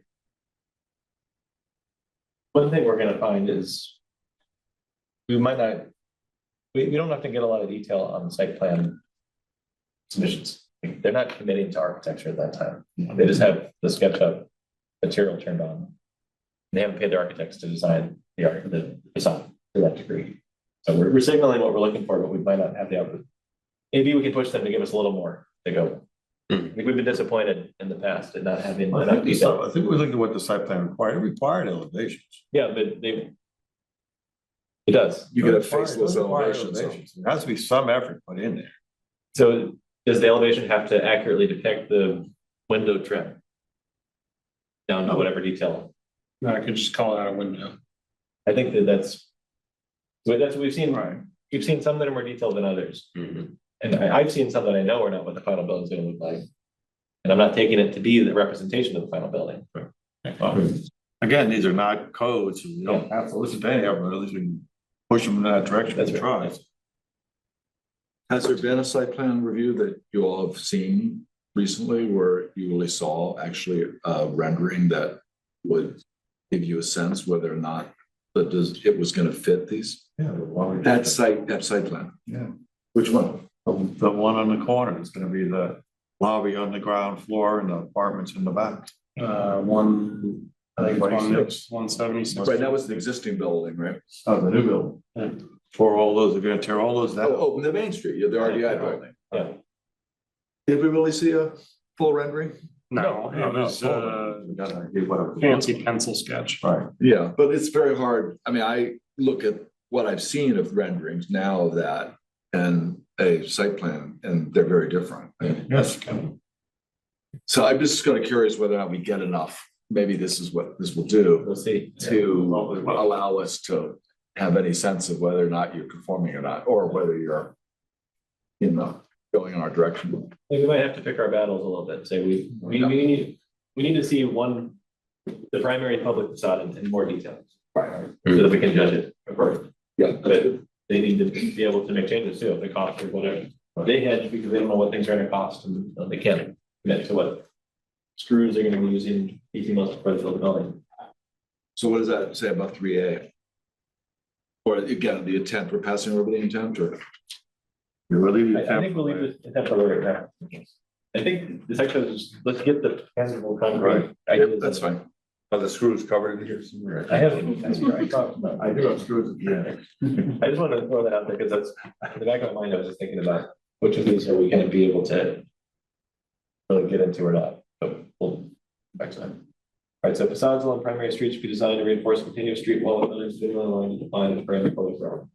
Right, I think that's important. Second one, keep What's primary streets? What does that mean? The street with most traffic, I think. traffic. That's a good point. There might be some definitions that we need to include. There might be terms like that that. Public entrances would be considered primary streets. Yeah, this is all designed downtown. So you didn't keep the second Yeah. one? And where does that say In the middle, that it's a downtown, right? downtown. It'll say that it's for these zoning districts. Yeah, or we can designate what corridors, we talked about doing it by corridors at one point. Yeah, the reason I asked the question is I know some of our corridors, you really want to have continuous lines, particularly right on Main Street. Some of them, not so much. They're just not that way, you know? Federal Street is very different, really. Yeah, and if there was a apartment building proposed up on French King or in the general commercial or somewhere else, I'd personally want to impose some of these rules, but your point maybe not feel like I need to impose all of them. Anyway, we'll come back to that. All right, I got rid of the second bullet, Yeah. traditional, too specific. Yep. And then kept the next three, so long or wide facades, ground floor facades, and upper story facades. Do those seem to? No, I can. Yeah. They got rid of the facade should clearly express a base, middle, and top. It's too specific. Too formal. Yep. And then I kept the next four. I do think, in defense of that last bullet point, the base, middle, and top, I do think that reflects a lot of the old buildings on Main Street, but I don't think it's necessary. But if we wanted to kind of promote more of a like that look of, I don't know, late 1800s. Kind of say that. I mean, How does that work with the contemporary bullet? Right. Do it. Do it differently, I guess. And one of the things I like having, there's some rules that are in here about having a cornice or some sort of articulation at the top. So that there's one very specific one that says you can't just have a facade that just kind of ends. So just imagine a metal panel. Well, Main Street, I think Yeah. just ends. So that would, you have to resolve that edge somehow. So Right. that's a top. Does that mean you also need to have a middle? I don't know. So I feel like some of those concerns are addressed in other places. You know, if you look at Main Street, a lot of the newer buildings, probably not so attractive. And maybe they're just sort of like redone over facades. Yeah. Have this problem. They're just flat and stop. You know, they're not attractive buildings. Right. They look cheap, which is that's what people are reacting to. I think they react more to it looking cheap than it being a certain style, personally. But just having no detail at all. And I And think they're not modern with some interesting angles that way. Yeah. They're just sort of fairly cheap, easy to put up buildings. Greenfield Mall. Yeah. I think that last bullet kind of helps you out there, Sarah, where it says facades should relate to adjacent buildings. So that might be something where kind I agree. of fits into that, takes care of that bullet. It's more subjective, but So we've gotten rid of facade should clearly express. Any other bullets? Gotcha. Not that page, I deleted the image. You deleted the image. Oh, it's a nice image. It's so hard to find these images. You mean to draw them? No. Why not? There weren't that many out there. I'm surprised. Maybe we come back to the images. Maybe it's on the front cover. Once we decide, Failed in, the illustration for one, No, maybe that's. there are some that work to do. It might be helpful to define diagrammatically what cornice is. That's true. We saw some examples where there's just a library of images with some commentary. Here's a nice building and this is what we like about it. I mean, that even is something tangible. Yeah, absolutely, whatever you want. Right. Parking, so I didn't go through all these with equal level of rigor. Parking and circulation, we have, this is something that's already in. So like some of these things are new to us. Some of the things we've talked about so far. This is one that has been in there for a while. We have a lot of clear powers. Is it in the, it's in the code itself? It's one of the things we're supposed to expressly be looking for already. With a site plan review. Yeah. Yes. Is there anything that, so maybe what we need to do is just, if there's anything that feels wrong here, we can cut it out. But otherwise, we should just cross-reference this with what's already in our code, perhaps. And I liked all these. What do people feel about these? Just a note about lighting, which is most of the way down. Sorry, I could count one. Or from the bottom? Yeah, it's the Yeah. 8th bullet point. That's probably covered on the lighting too. Yeah, there are specific regulations in the zoning about lighting. It needs to be pointed down, if that makes sense. Avoiding glare, I think It's that's- not only about but avoiding it's sort of glare. light pollution. Yeah, it's about Dark sky. pointing the light towards the ground. Right, so it doesn't point up when everybody sees it. Oh, it is that just what pollutes. glare is? Well, I mean, I'm just using it loose, but it's, I understand your point. Yeah, Agree there's with the you. dark sky, so you're not spilling light into the sky, and then there's the glare. You don't want to spill it on other properties too, so that's the other thing. Okay. Just put it down. Okay. But I guess one of, maybe the point you're making is this is redundant, so that it's already. Covered in lighting.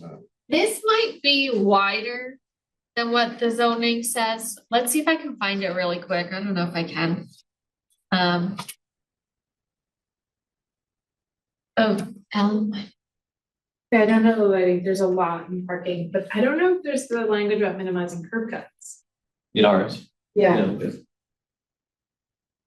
We also can just have some redundancy, because this is a single place to put it. One of the problems with the zoning code is it's all The scattered. same phrases in lighting. as well. Pretty close to the same phrase.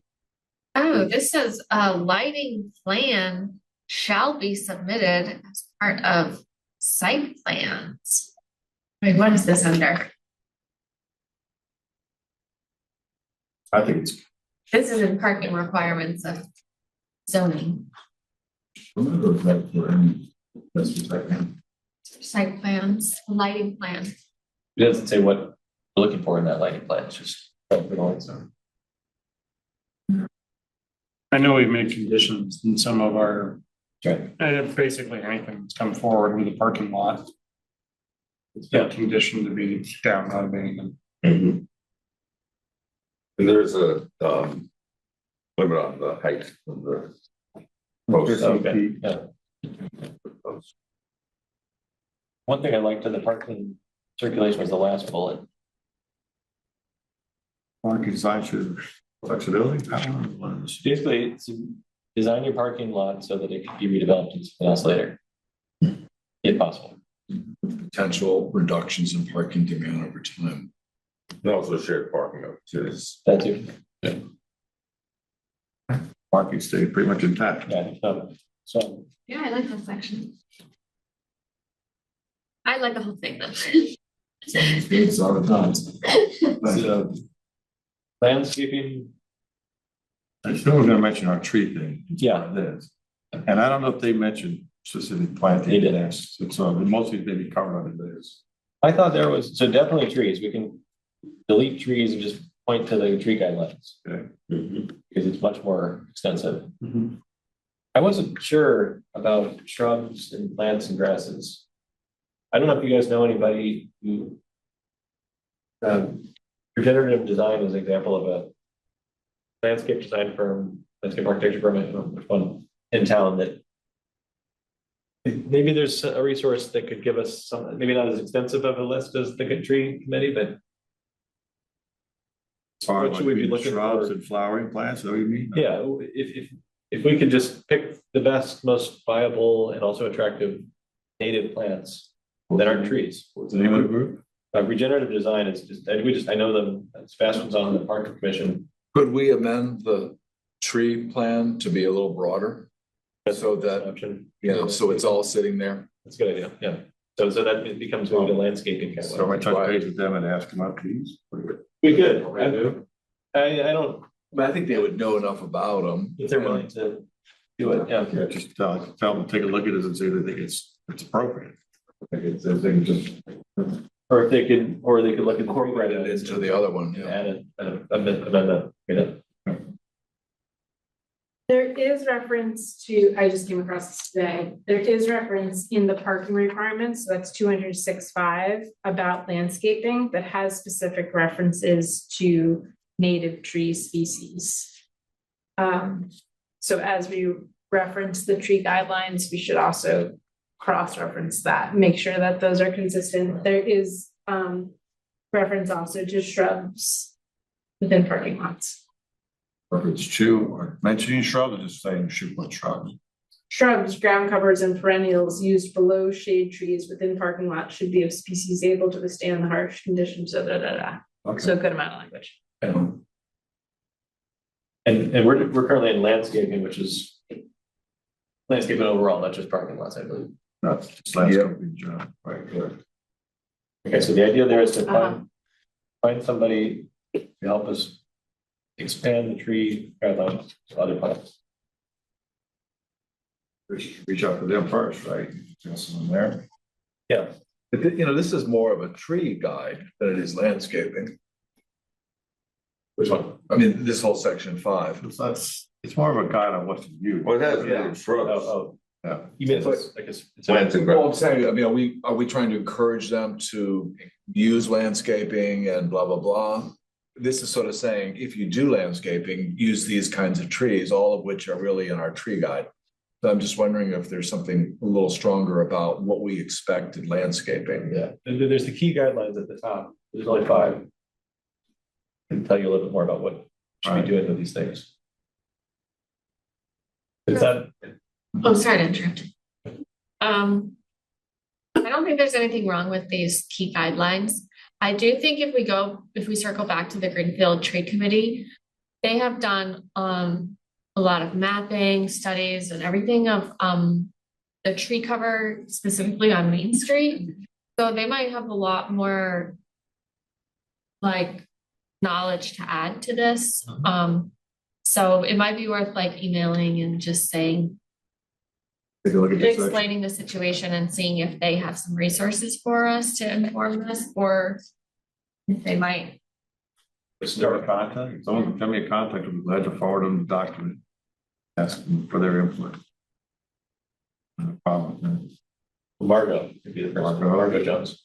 Marco, Joe. So the question is, What are we asking her? we were starting with them for recommendations on how to expand the tree guidelines to other planting types. Yes, Or are but you saying also this I'm- for this actual? Yeah, also, okay, so this is downtown design guidelines. So I think they have specific ideas of what trees are best in downtown areas. Specifically, not just, in the past, we've talked about along sidewalks and residential areas and stuff like that, but they might have specific knowledge about Main Street.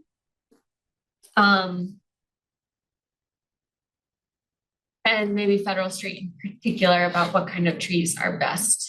That's a good point, especially like you're not growing an American elm on Main Street. Right, yeah. There are a It's just lot, not room. yeah, there are a lot of trees that are great for, in front, someone's front yard Mhm. that just wouldn't work on Main Street, and vice versa. There might be trees that are ideal for Main Street, but not as much residential. I don't know. I know they when they did their plantings on Federal, they called out very specific tree types that were not super tall to interrupt the overhead power lines, but also skinny and not necessarily spilling out in the road. Right. So definitely. As far as the key as far as the key guidelines section, I know we did over how many years it was, we did some work with FERCog about low impact development and sure how that got incorporated into the ordinance. But we went, did some field trips looking at certain, examples and stuff. And that it's, I know It's it's in there been somewhere. incorporated into the parking regulations pretty Yeah, thoroughly. And the subdivision regulations, I don't know where else. that If rings a anywhere. bell. Yeah, that sounds right. Thanks.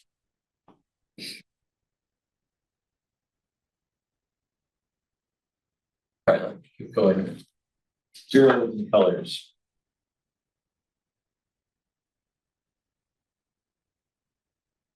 How do people build out the first floor?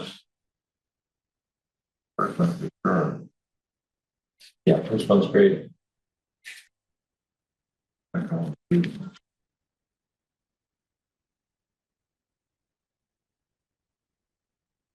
But the second bullet, prioritize materials that are traditionally found in downtown Greenfield. I don't read that as you can't have anything else. No, it just says priority. You could be prioritizing the, doesn't mean it has to mostly be those. It has to be Considered. featured.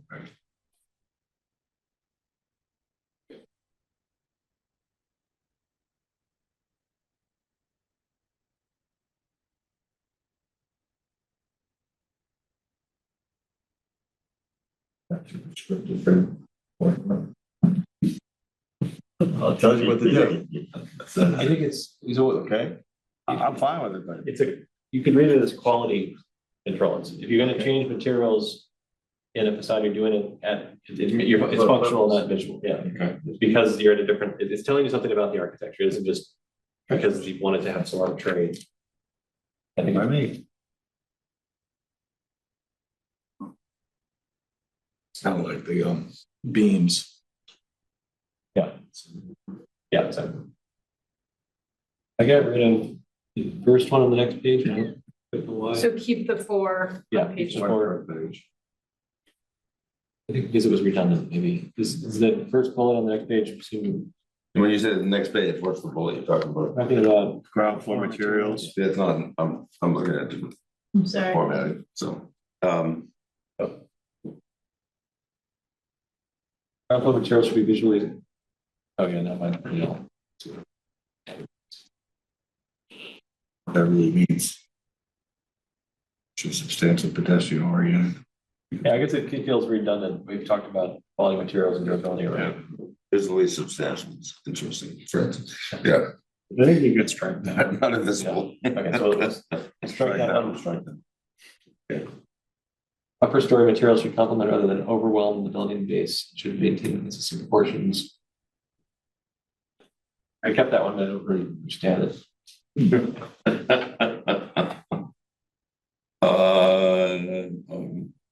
Doesn't overwhelm. Is that an issue? Is that a thing? I guess I would delete it just because I don't understand it. Yeah. We don't understand it. Does everyone understand it? No? And I didn't like the color palettes one either. You can only be selective in your selective use.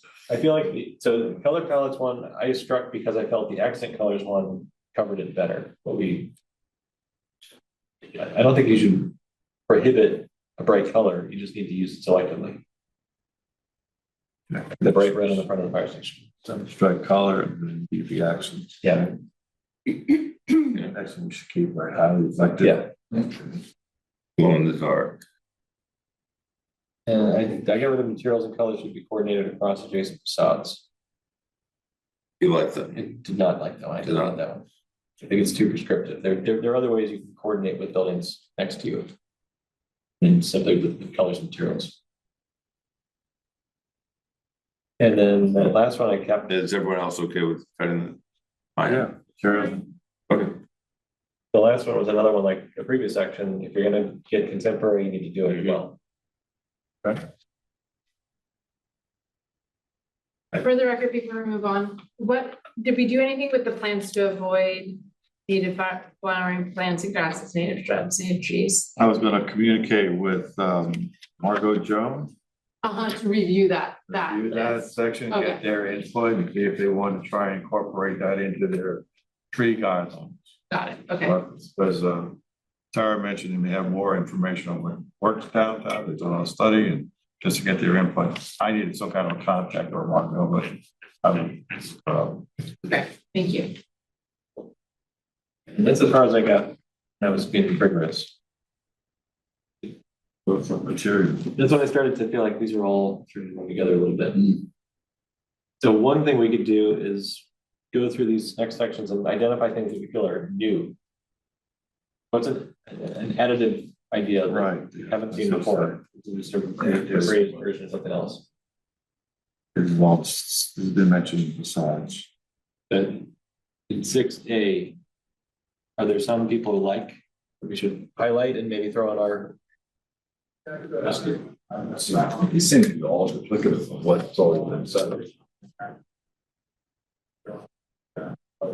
It's about storefronts, but you take the word out storefront, we said all these things. Yeah, that's what I thought too.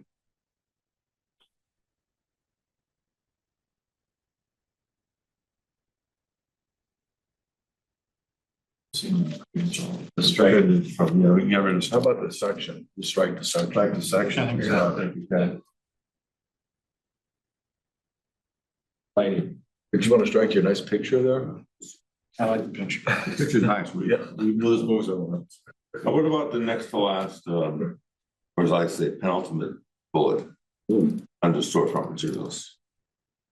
I can pull that. The multiple storefronts. That's kind of the same thing as facades. I don't think that you have to do that. Okay, just. Any other people's? Good question, but that's what I think.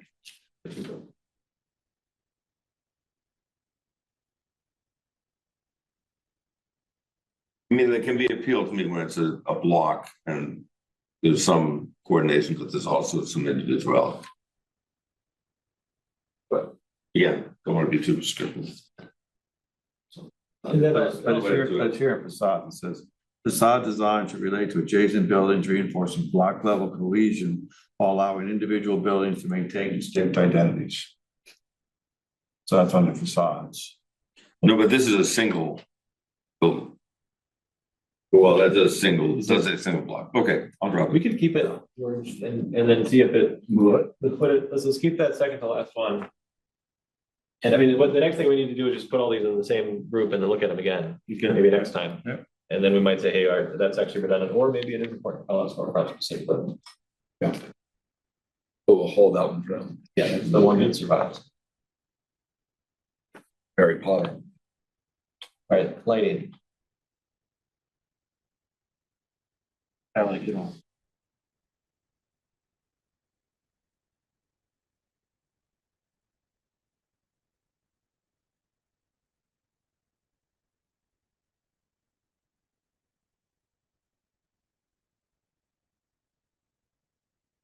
Well, then, yeah, me. I'm not seeing anything here to pull out. Something about it. Yeah. How about that?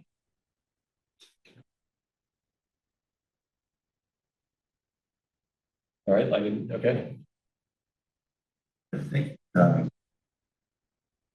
think the third, vertical last use pedestrian scale lighting along sidewalks is kind of set up above, use pedestrian scale lighting fixtures along sidewalks. Yeah. It's pretty similar. That one. Yeah, so the fourth, the last one, the other Last one goes away. if we're gonna be doing that, I think the employee Yeah. warm light too, didn't that in here somewhere else? Use Yeah, it does. Temperatures, Yeah, the third bullet, the third bullet, third Third last bullet. can go. I think those all can go. Last four can The go. last four. you're all in there. oh, for emphasis. Yeah, I got a little sleepy. I noticed the same thing in the landscaping but I know we're gonna recall landscaping, so. All right, section 8, screening. So just so you know, these were put in the order of the frequency in which they occurred in the plans. So the sections were, So they're in the order that how they occurred in the plan. So further back we go, the less often they appeared, so. So that's why, that's some point of obscurity. This just seems like a lot of guidance for screening, which seems like a pretty straightforward thing. I don't know, it seems like maybe one bullet point. Or 3 might be enough. But maybe it's good to have all this detail. We do have a screening and landscaping section. The code, Yes. I can see how it's related to design, but it doesn't seem as much related to design as the other sections. I find the screening, it gets in the way. It's like dealing with the things, it itself gets in the way, or it's dealing with the things that are in the way. So I just think about like that building, with the red metal panels screwed to it, has a big electrical unit in the parking lot that's just sitting there. That's the sort of thing you shouldn't be able to do on the public side of it. Sorry. So you wouldn't be able to get away with that with all these rules. let's put more in. That's it. Screening signage is another one. It's designed for the edge case. It's not telling you how to do it. It's like trying to avoid all the bad ways people do things. These are the things that the engineer puts where they put it, not the architect, because it's just where it needs to go, where it has to plug in. So a lot of times you can't not put it there. Or it's cheapest to put it there. Yeah, exactly. You don't have to dig something up or whatever. And we need to, sometimes you have to give people allowances for that. So if that's going to be the case, how do you deal with it? Or that there's an expectation you're going to have to screen it in a tasteful way. But does our complete section include most of these things, Ella, or? Well, specifically, so any application for a building permit shall comply with our screening and landscaping. So it's beyond even just site plan review. And it does say, screening is required around any outdoor storage, waste disposal, or utility. So I think that'd be like what you're referring to, Chairman. So they weren't actually allowed to do what they did? Probably not. I think there's a lot of violations on that building. It's my favorite example. But so you screen it, but you could put an ugly fence around it. So to say that screening should be architecturally integrated into buildings, it has to look like it has to have some relationship. Right. It's the same material, same proportion. So it looks like it isn't just a chain link fence next to a brick building. With green slots through it. Exactly, Yeah. So we're in favor of keeping. I changed one word. In the second to last bullet, rooftop mechanical equipment should be fully screened. I deleted fully. I think that's not always possible. Yeah, also you have solar panels, which can't be screened. Yeah, but it's screened from where? Screened often it's from the ground, the sidewalk. Like some people want it, if they're up on an upper level, they don't want to look down on an ugly roof. I don't know if we need to worry about that in Greenfield. That's it. But to say that you need to screen it, but not fully means you didn't make an effort, but there might be some vantage where you can still see it and that's gonna be okay. Good point. Okay, I'm convinced about the value of screening. After our discussion. We have more bullets. Move it up front, in fact. So take the screening guidelines. Pedestrian amenities, I wish that should be before screening, in my opinion, in order of importance. I mean, well, it's a public realm matter, which is very important. Maybe I could see pedestrian amenities and landscaping getting merged at some point.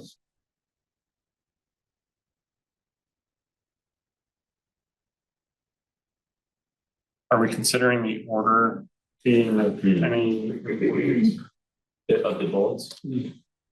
And then, Or the did you tell categories. anybody to? No, Well, just the bullet points within that category, like, no, it's just what it was spit out. If you feel after adding that something's more important, these other new things. I think at some point it'd be helpful to group them into subcategories, but to that end.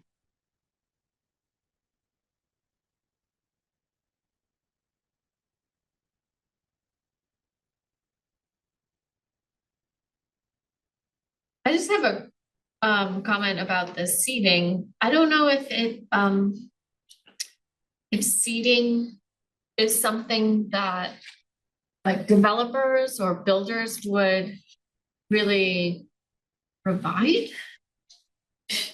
I guess we look at that one example that we looked at for our site plan review. They had these areas that had no real use, like the fenced area that you thought was a dead end, but that was intended for a seating area, provide a seat track. So I'm thinking that if they created this area, then they would be providing the seats for it. That's all. So that, I think that maybe the second bullet kind of speaks to that you have distinct functional zones in your public realm. There's this just no man's land dead end. Right. But I think the point about, are you suggesting maybe we shouldn't require seating, we just have benches everywhere? Or people don't know, what would, should that be removed because it's too prescriptive? We don't just necessarily need benches everywhere, or great. I'm not against seating. I'm just thinking this isn't something that if practiced, requiring seating in a development project. Another dimension to that is often the public realm is entirely public property. Yeah. So like the rules apply to the property line. They say they have a 5-foot setback behind their property line for some reason. They loaded that up with benches, but then the sidewalk they're not responsible for. Can you explain that? I'm not sure I understand. So if you have a building on Main Street that's built right to the property line, that property line is probably the back of the sidewalk. So the entirety of the public realm in front of that building is actually city property. So the developers they're not going to put a bunch of furniture out there because they can't control that. I see. But if it's interior to their property, or maybe they need to have or want to have a setback, and they have their own property that contributes to the public realm, then that would be eligible for these rules.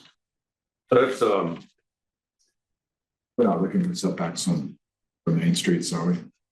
I think I would only want to see a setback if it's an important street and all we have now is a curb. You know, like it could, like it's currently a parking lot that has a curb and no sidewalk. And so if you were to put a building there, you'd want to pull it back so you can have a sidewalk on that edge. so this is suggesting is a design guideline. We would want a developer to provide seating along a commercial street. It's on their part of the property, right? That's what this is suggesting. Yes, that's how Not on the sidewalk, but adjacent to the sidewalk. And we know that the city had provided seating next to the sidewalk and then taken it away because of some, That one spot. some challenges with providing seating. Mhm. Controversial issue. So I'm just throwing that out there because that could be a reason, that some developers might have some. So I'm just throwing this out there, trying to think this through as far as what is it we're requesting? I mean, we do have a lot of seating downtown. We have the metal benches that were put together by, what's the name of that group? The anyone else remember? The private group. Which ones are those, Rich? The blue ones near bus stops? No, the long predated those, the silver ones around the trees. And they were I don't know. Those I together. can't remember, it was a private group of volunteers and they had been grates and they repurposed them and then put them up. That's another name of that group. So we have certain, seating that's available. And so this is saying, this isn't about public seating, we're talking about developers providing seating. I think it's great. But I'm just trying to think through us, encouraging. Because again, we're not required, we're not mandated. We can soften it, that, like, seating should be considered along commercial streets and public spaces. Practical, seating should be provided with practical. Some people are gonna have an issue with, they don't wanna put it, for the reasons that seating was removed. Yeah. So do we wanna pick that fight every time, or do we wanna just? Is considered or provided pretty much the same thing? I think considered or should be considered as the scope of the project allows or something. Right, yeah. I don't know. That's even looser, Yeah. considered instead of provided. I like the idea of it being encouraged. Yeah. I agree. So is that phrasing okay? Seating should be considered along commercial streets? Yeah. I think if the scope allows is implied by Yeah. considered, maybe. They'll have to tell us why they'll tell us they considered it and chose not to for this reason. So this will be an interesting one to see if how many projects actually are eligible for this, given where the property line is, where the. Right. Yeah. And it's, this is also something the city can apply to its own property. City owns most of the public realm downtown, and the reason why we can't make recommendations for how it could be better designed. Like one, assuming the language should be in here.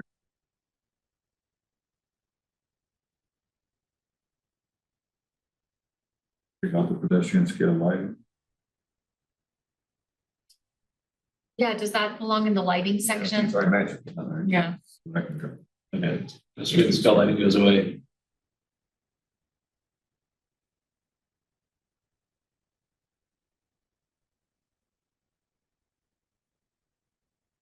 Into renderings. Yeah.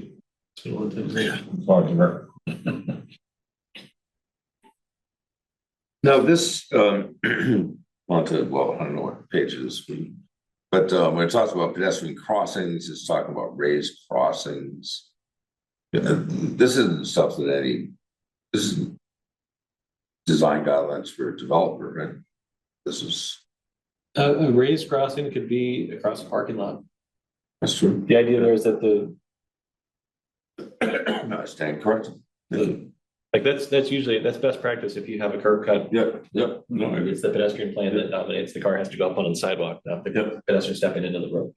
Sounds good. I think there might be even an example I could think of off the top of my head of in the parking lot of Greenfield Savings Bank at the corner of Federal and Yeah, Main the back. Streets. Well, the libraries like that too. I don't think the library crossings are like that, unfortunately. I think you're right about the Greenfield.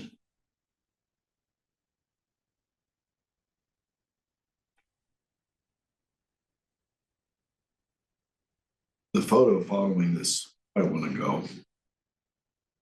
Just doesn't look anything like what one would see in Greenfield. Was that? I said the photo following, which it shows you the streetscape, all the things we've just discussed. Yeah, good work on these illustrations. It's a nice illustration, but they just doesn't, you like it. That made sense. I agree. We'll come back to illustrations, maybe we drop from these, maybe we don't. Like the next three are art design. Yeah. We don't have to see those. No. They're pretty, but don't seem relevant. In the root forms a little bit. Root forms to, So what do we actually just get rid of? And so I think we got rid of was the third bullet, and we changed the wording on the first. that page. Mhm. That's. So as you said, Victor, we're getting into the.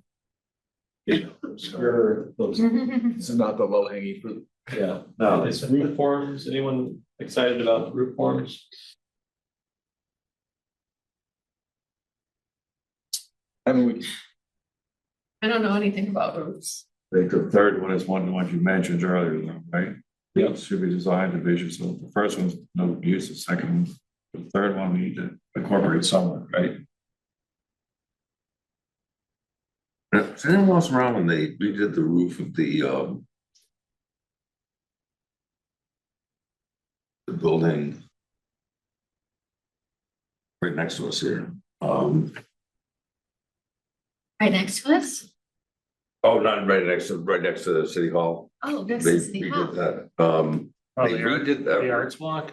Yes, when they redid that, Mhm. and it was like incredibly slick, Mhm. and they had to block off, it was friggin' hazard, this stuff was sliding off like crazy. Yeah, Remember I was, that? You probably. I got involved because it became a public safety hazard. Well, yeah. Because they put so they replaced like a old slate It's roof not Veterans with Park. What are a we doing? very No, right in smooth. the corner of where, what's the? Yeah, it's Hoxton Reed, Hoxton Reed. right on the old Clark's block, Yeah. but right on the corner of Port Square. It Yeah. was a slate roof? Is it? I wanna say it was slate. I'd have to look back and see if we had some old pictures of it. But they insulated the roof and then, which was great, but they put this like super smooth membrane on it. And no snow guards. So the first like super heavy snow sat, and the next warm day it all went. That's what happens with a slate roof. It just slides, the snow just slides off. Yeah. I wanna say there were snow stops that were up there, and they didn't put them up when they redid the roof. Yeah, it was quite remarkable. Yeah, I mean, it was a mess. The third one. Anyway, sorry, I just, So maybe we should have something about snow management, snow and ice. On the roof section, since that seems to be what is relevant to downtown. Do you have any slip roofs on the street, Tom? I feel roofs. Yeah, so add one that relates to snow and ice management. there's precedent. Yeah. There might not be a performance standard already in the code, so that's a good one. They're not bad. These are some of those, it's not bad to have these. Which ones? I got rid of. Roof forms should be used to reduce perceived building height, Got rid of that. and long uninterrupted roof lines should be broken up through changes in height, articulation, or roof form, reinforce human skill. Mm, You got rid of those two. Those are the two that I thought were expendable. mm. There's also in the third from the bottom, it again talks about it being fully screened. Yeah. So we can get rid of the word fully. So delete roof forms and long uninterrupted, Yes. and then fully. The person they have highly reflective material should be avoided. And that's for people like downtown taller buildings where people are above your roof line. Right. There's a little redundancy, like flat roofs should incorporate parapets, is sort of redundant, but roofs should be designed to visually terminate, Right. but not creating a problem, not contradictory.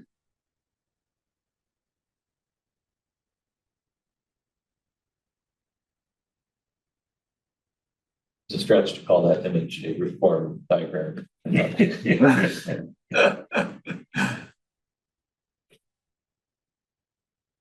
All right, so then the remaining sections, do we feel windows and doors, outdoor dining display, historic preservation?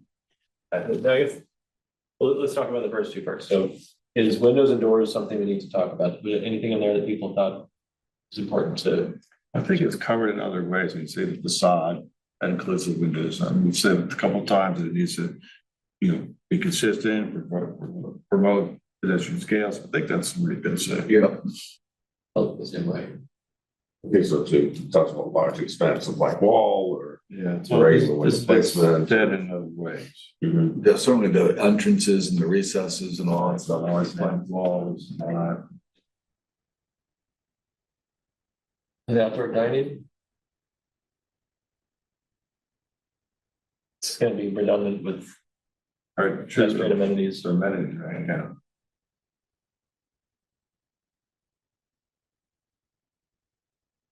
Seems sort of irrelevant to us at this point. Yeah, it's also gonna be on public property. Well, there could be some kind of, let's say Wendy's gets bought by McDonald's. And McDonald's wants to redevelop, okay, I'm just totally making this up. And McDonald's wants to have an outdoor patio. It could be relevant. Yeah. Okay. Yeah, it doesn't hurt to have it because when it comes up, someone is something to refer to, but. Is it likely to happen on Main Street? Probably not, but Federal Street, you said maybe someone Avenue is on Federal Street or. Yeah, okay.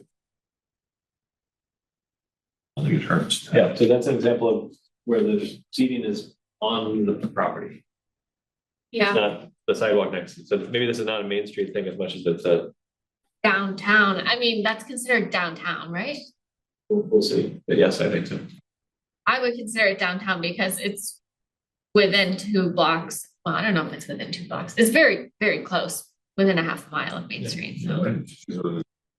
Okay, so we'll keep that in there. Was anything in there problematic? Too redundant, something else?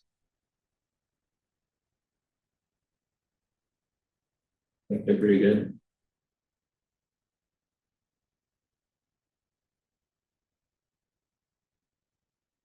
So historic preservation guidelines, I would suggest that we ask the preservation committee about that. Maybe they come meet with us or maybe they might have some guidelines. Great idea. Have Margot come in, we could do double duty.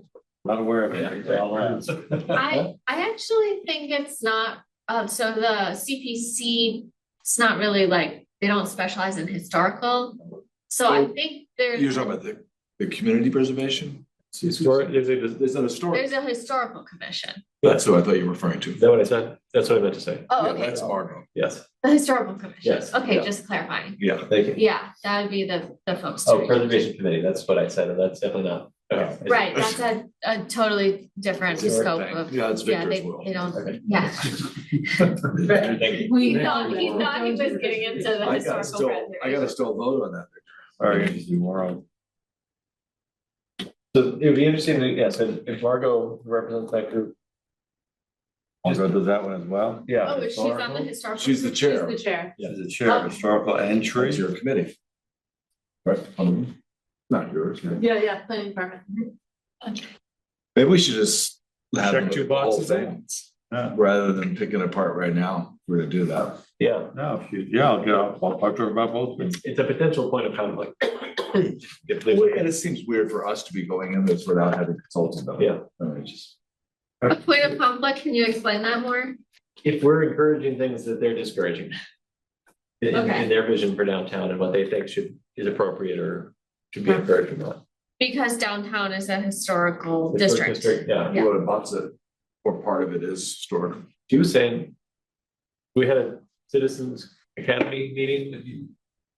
I represented the planning board at that, and she was there representing the historic commission. She was explaining to new counselors, other people, what the different boards and commissions do.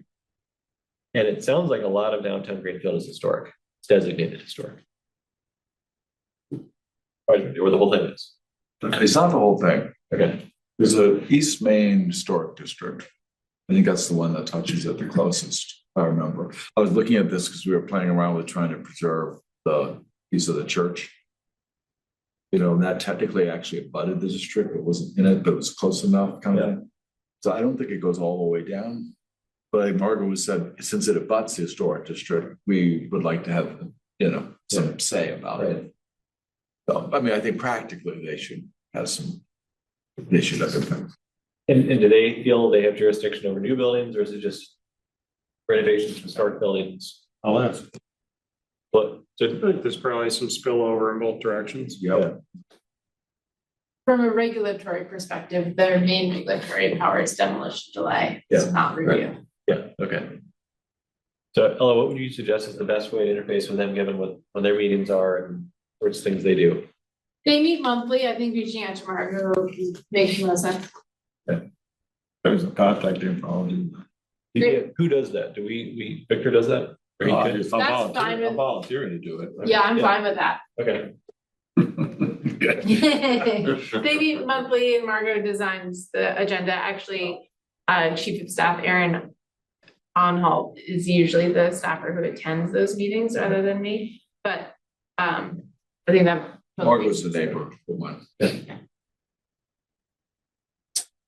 tree committee too, so we can talk about it. Yeah, exactly.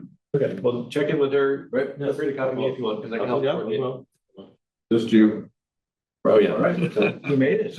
right, well, thank you, Victor, for getting this ball rolling all the way to the end. You don't have to talk about the references? And I think These are the things we looked at. when we get into composing the document, and I think it's important to, I think that's a good thing to include, because it Absolutely. shows we didn't just make all this up. Right. Yeah. I guess my only, one more thought about that of when to consult them. Because I've heard this reference of like, there's gonna be further work to maybe try to get rid of duplication.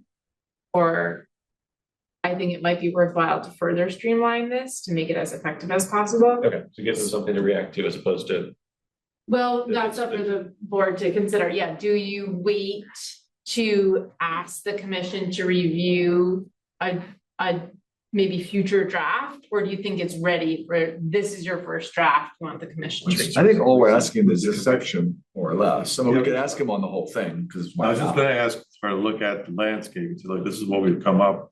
What do you think about it? And I was gonna say the same thing about the historical preservation. This is a section we've kind of created. What do you think about it? So that they can get our feedback early, and that's all I was doing. I think this section is, we can't have this section and, like, if you just read some of these, the historic preservation guidelines. New construction adjacent to historic buildings should be designed to respect the scale proportions and patterns surrounding historic development without replicating specific. It's a step more specific and deferential to the historic buildings in a way that I think oversteps. To just have, to just say, Oversteps their authority or steps our say so. well, they don't have any authority over these things, but if we were to have the rules we've already talked about, and then also have rules where you have to defer to the historic buildings, I don't think those are aligned. The earlier rules we talked about would suggest you should reference the historic building, you should fit in with their historic building, so you don't have to defer to them. So what? So what do we, I understand how we're asking about some input about the plants. But what are we asking about this? Do we want to go through this first and have our take on it? If we, for example, you were just saying, Jeff, you think it's a little onerous. We want to have our take on it from a planning board perspective and then run that by them. It's rather than A good idea. I think the distinction is, one question is, I would say we don't have a historic preservation guidelines section. We have our design guidelines, Yeah. and then they look at our design guidelines and give us comments. They don't look at our, entirety of the design Yeah. guidelines. as opposed to our historic preservation guidelines section, which is. Okay. So to Ella's point, we need to do more work. We're running by them. Well, So- now, Fran, you'd say, finish this first draft, Yeah. delete the last section, and then ask them to comment on the whole thing. More That or makes less. sense. If you're thinking we don't need this last section. That is my feeling. Well, but some of it's good though. I mean, original architectural features, including facades, window openings, roof lines, and civilian details should be retained or repaired rather than removed or replaced where practical. Yep, for that. That's a good thing. Right? We just put that under architectural detail. Yeah, say is you take it out of here, you stick it back under architecture. Maybe we want to make it under that one where it belongs. Maybe just move some of those to their relevant sections and not Yes. necessarily. We'll highlight the ones we like, yeah, and then we can find a place for them. And then when they're in their place, we can see if there's conflicts or. First one's in practice. So delete first one? Yeah, I don't think the first one.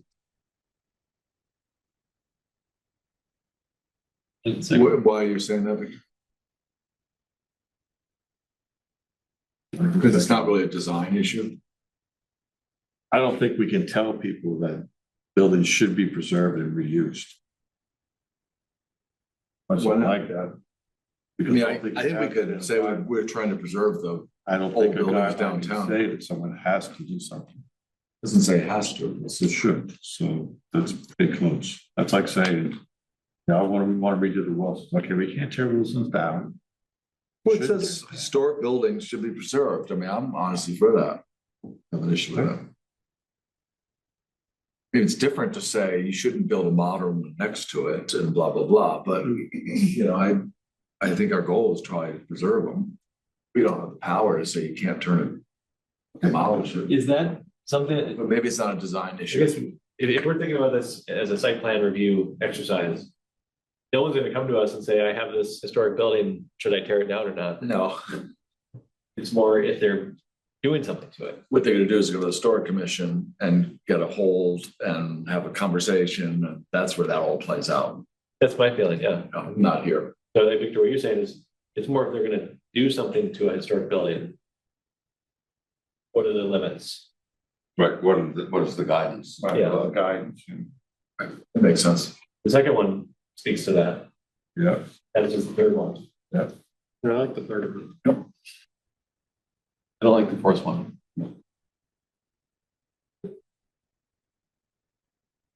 This one is good. Yeah. So you don't get the big white panels on the front of the building. The sixth one is good.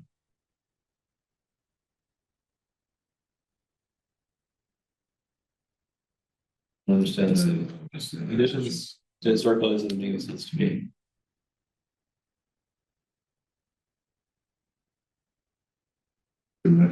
That's like the courthouse. It's at the rear, you hardly notice. It's at the rear. That's the last one. I wouldn't call us crying.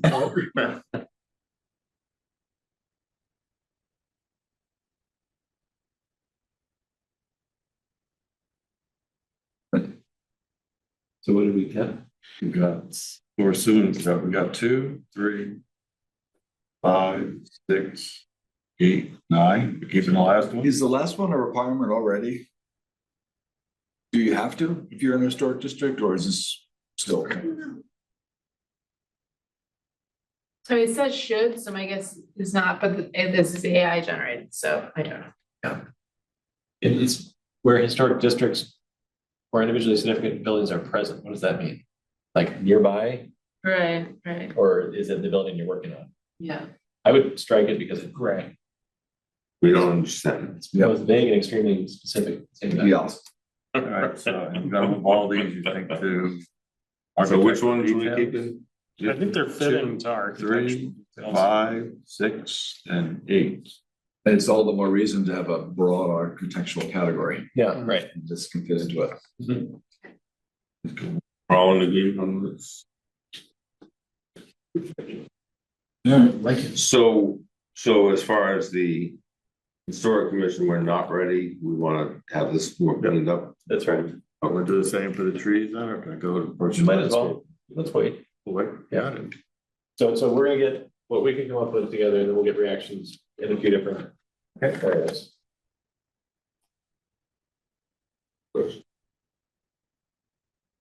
I kind of was hoping for more input on the landscaping. I think what I got from our discussion on the landscaping section was that we don't know enough about landscape. Do we get that now?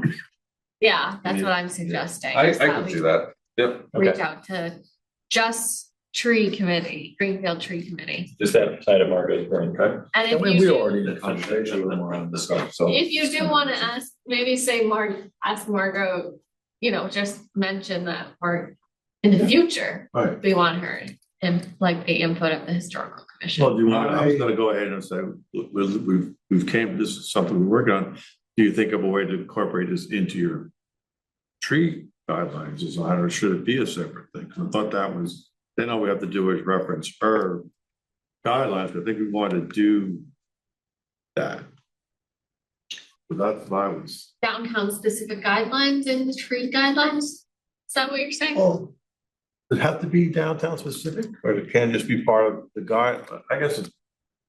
I guess it's like going back to your original question, there are certain trees that they've evaluated, would work best in downtown, would not work well in residential areas, and they say this tree works good here. Then I guess it would be a question, it would be a request of them to make a specific section in their guidelines.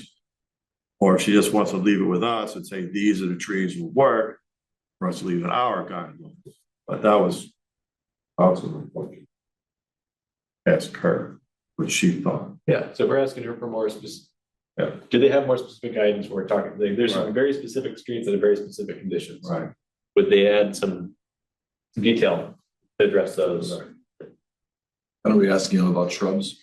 And then Shrubs, asking about the everything, grasses, species plants. guidance on other, Yeah. other plantings. And our thinking is that we're not gonna actually have it in here. We're gonna try to get the thing we've already worked out with them to be a little bit broader. Well, I was gonna leave that up to her. I was gonna say, would you want to incorporate this on your thing? But then she'd have to create a separate section herself, or we just leave it in ours with her guidance. That way, she doesn't have to redo her doc. One consideration, or one reason for putting the landscape stuff in their document is we are gonna apply their document to all projects. Right. And so we have very specific tree rules, but they can put whatever invasive bush they want. So to complete that package and be able to give developers the native tree, the native bush, the native grass, that's where it should live. That would be my ideal of having towards in one document. It's not, we got one piece, she's got the So other. we just refer to it as right. No, that's gotta be Okay. my. I would expect they like that. Yeah. I mean, that puts them in a stronger role. Yeah. I do think we should talk to Margot. I just wanted to mention that the Greenfield Tree Committee has a document that they did a tree inventory in 2020, and they have a Main Street only analysis section.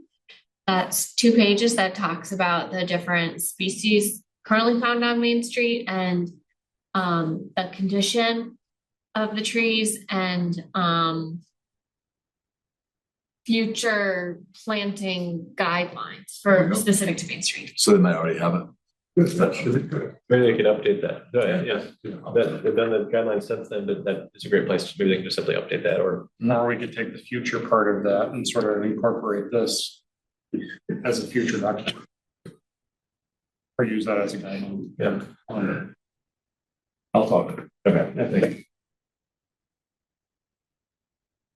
All right, Good deal. next, so maybe just to close the loop on this.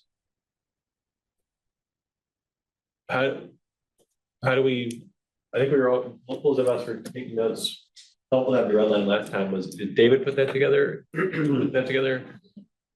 You think it makes sense? What's, when we get together in 2 meetings from now, look at this again. Would it make sense to have already taken a pass at grouping these? Could we do that? I can do that. Sure. I heard how people, Oh, you're fine. it sounded like we wanted fewer categories. And maybe I won't edit anymore. I'll just group them into what makes sense, and then we'll just see, okay, these are the same exact thing, these are. AI can do Or you Good could job, use good job. even the most advanced AI, well, not There you not go, I, there you not go. A, just I. So that would be, so we've been taking a full pass of our short list of rules. And after that, we probably have the list we like. And maybe then it's time to talk to Mark. Right. And then we can also start thinking about the intent statements and those sorts of things, illustrations. That's what I meant, actual intelligence.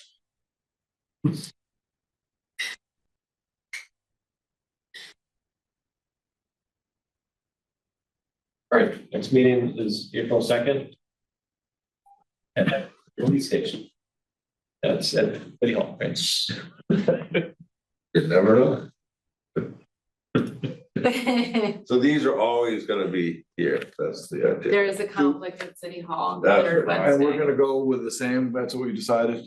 We're sticking with third Take Wednesday. it with it. Last meeting, so there was a concern, Oh, yeah, because I missed it, I'm there sorry. was a concern that we had a meeting at the same time as the city council. I meeting. remember. And what I learned at the Citizens Academy was there are 52 commissions, boards in the city, and they all, they might not all be active. That was what the mayor said. So There's a lot. it's not possible to not have a conflict. Most nights, there's at least 2 or 3 other groups meeting, including all of our other meetings and their other meetings. So to single us out and say we're making it impossible to come to our meeting because we're conflicted isn't, it's just not fair. All right. So the compromise we came up with was the first Thursday has historically been planning board time. So we'll take our more weighty action then. We'll put public hearings on that meeting.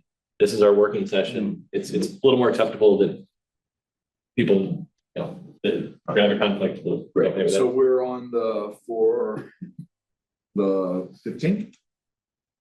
The next meeting of Yes. this group? Yes.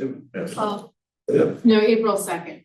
No, the one after that. the next Oh, okay. discussion Yeah, planning board meeting, yes, Or- would be the 15th. great.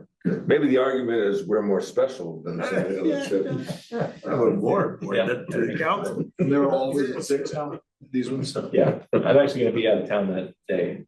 Oh, Excuse me. the 15th? Yeah. So will we reschedule it? Just can proceed with that. maybe. What are you about to do all this work on it? Work.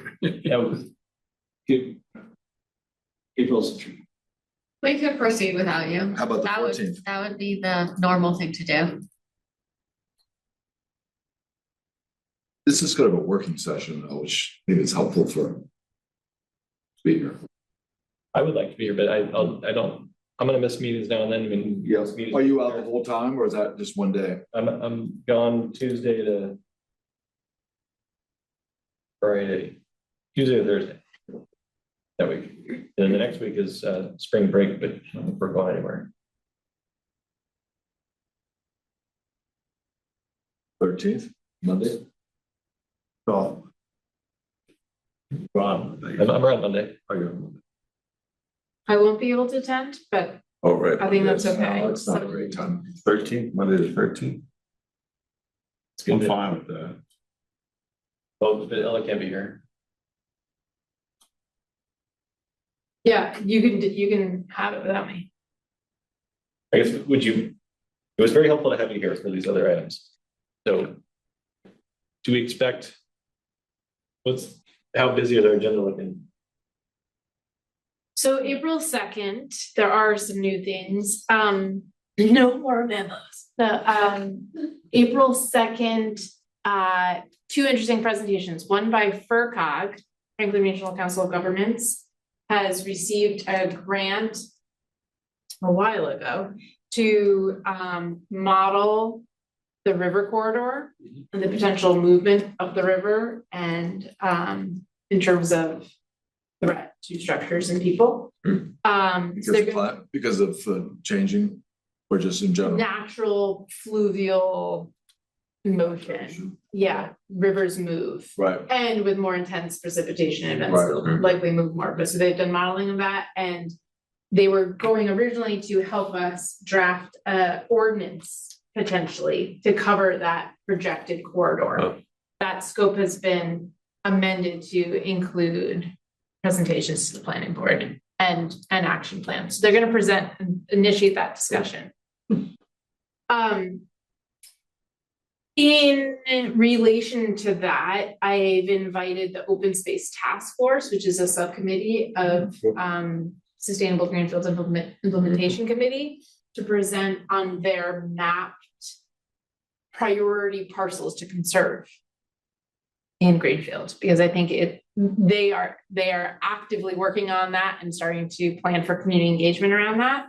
And I think it directly relates to the river corridor and that you all should be involved.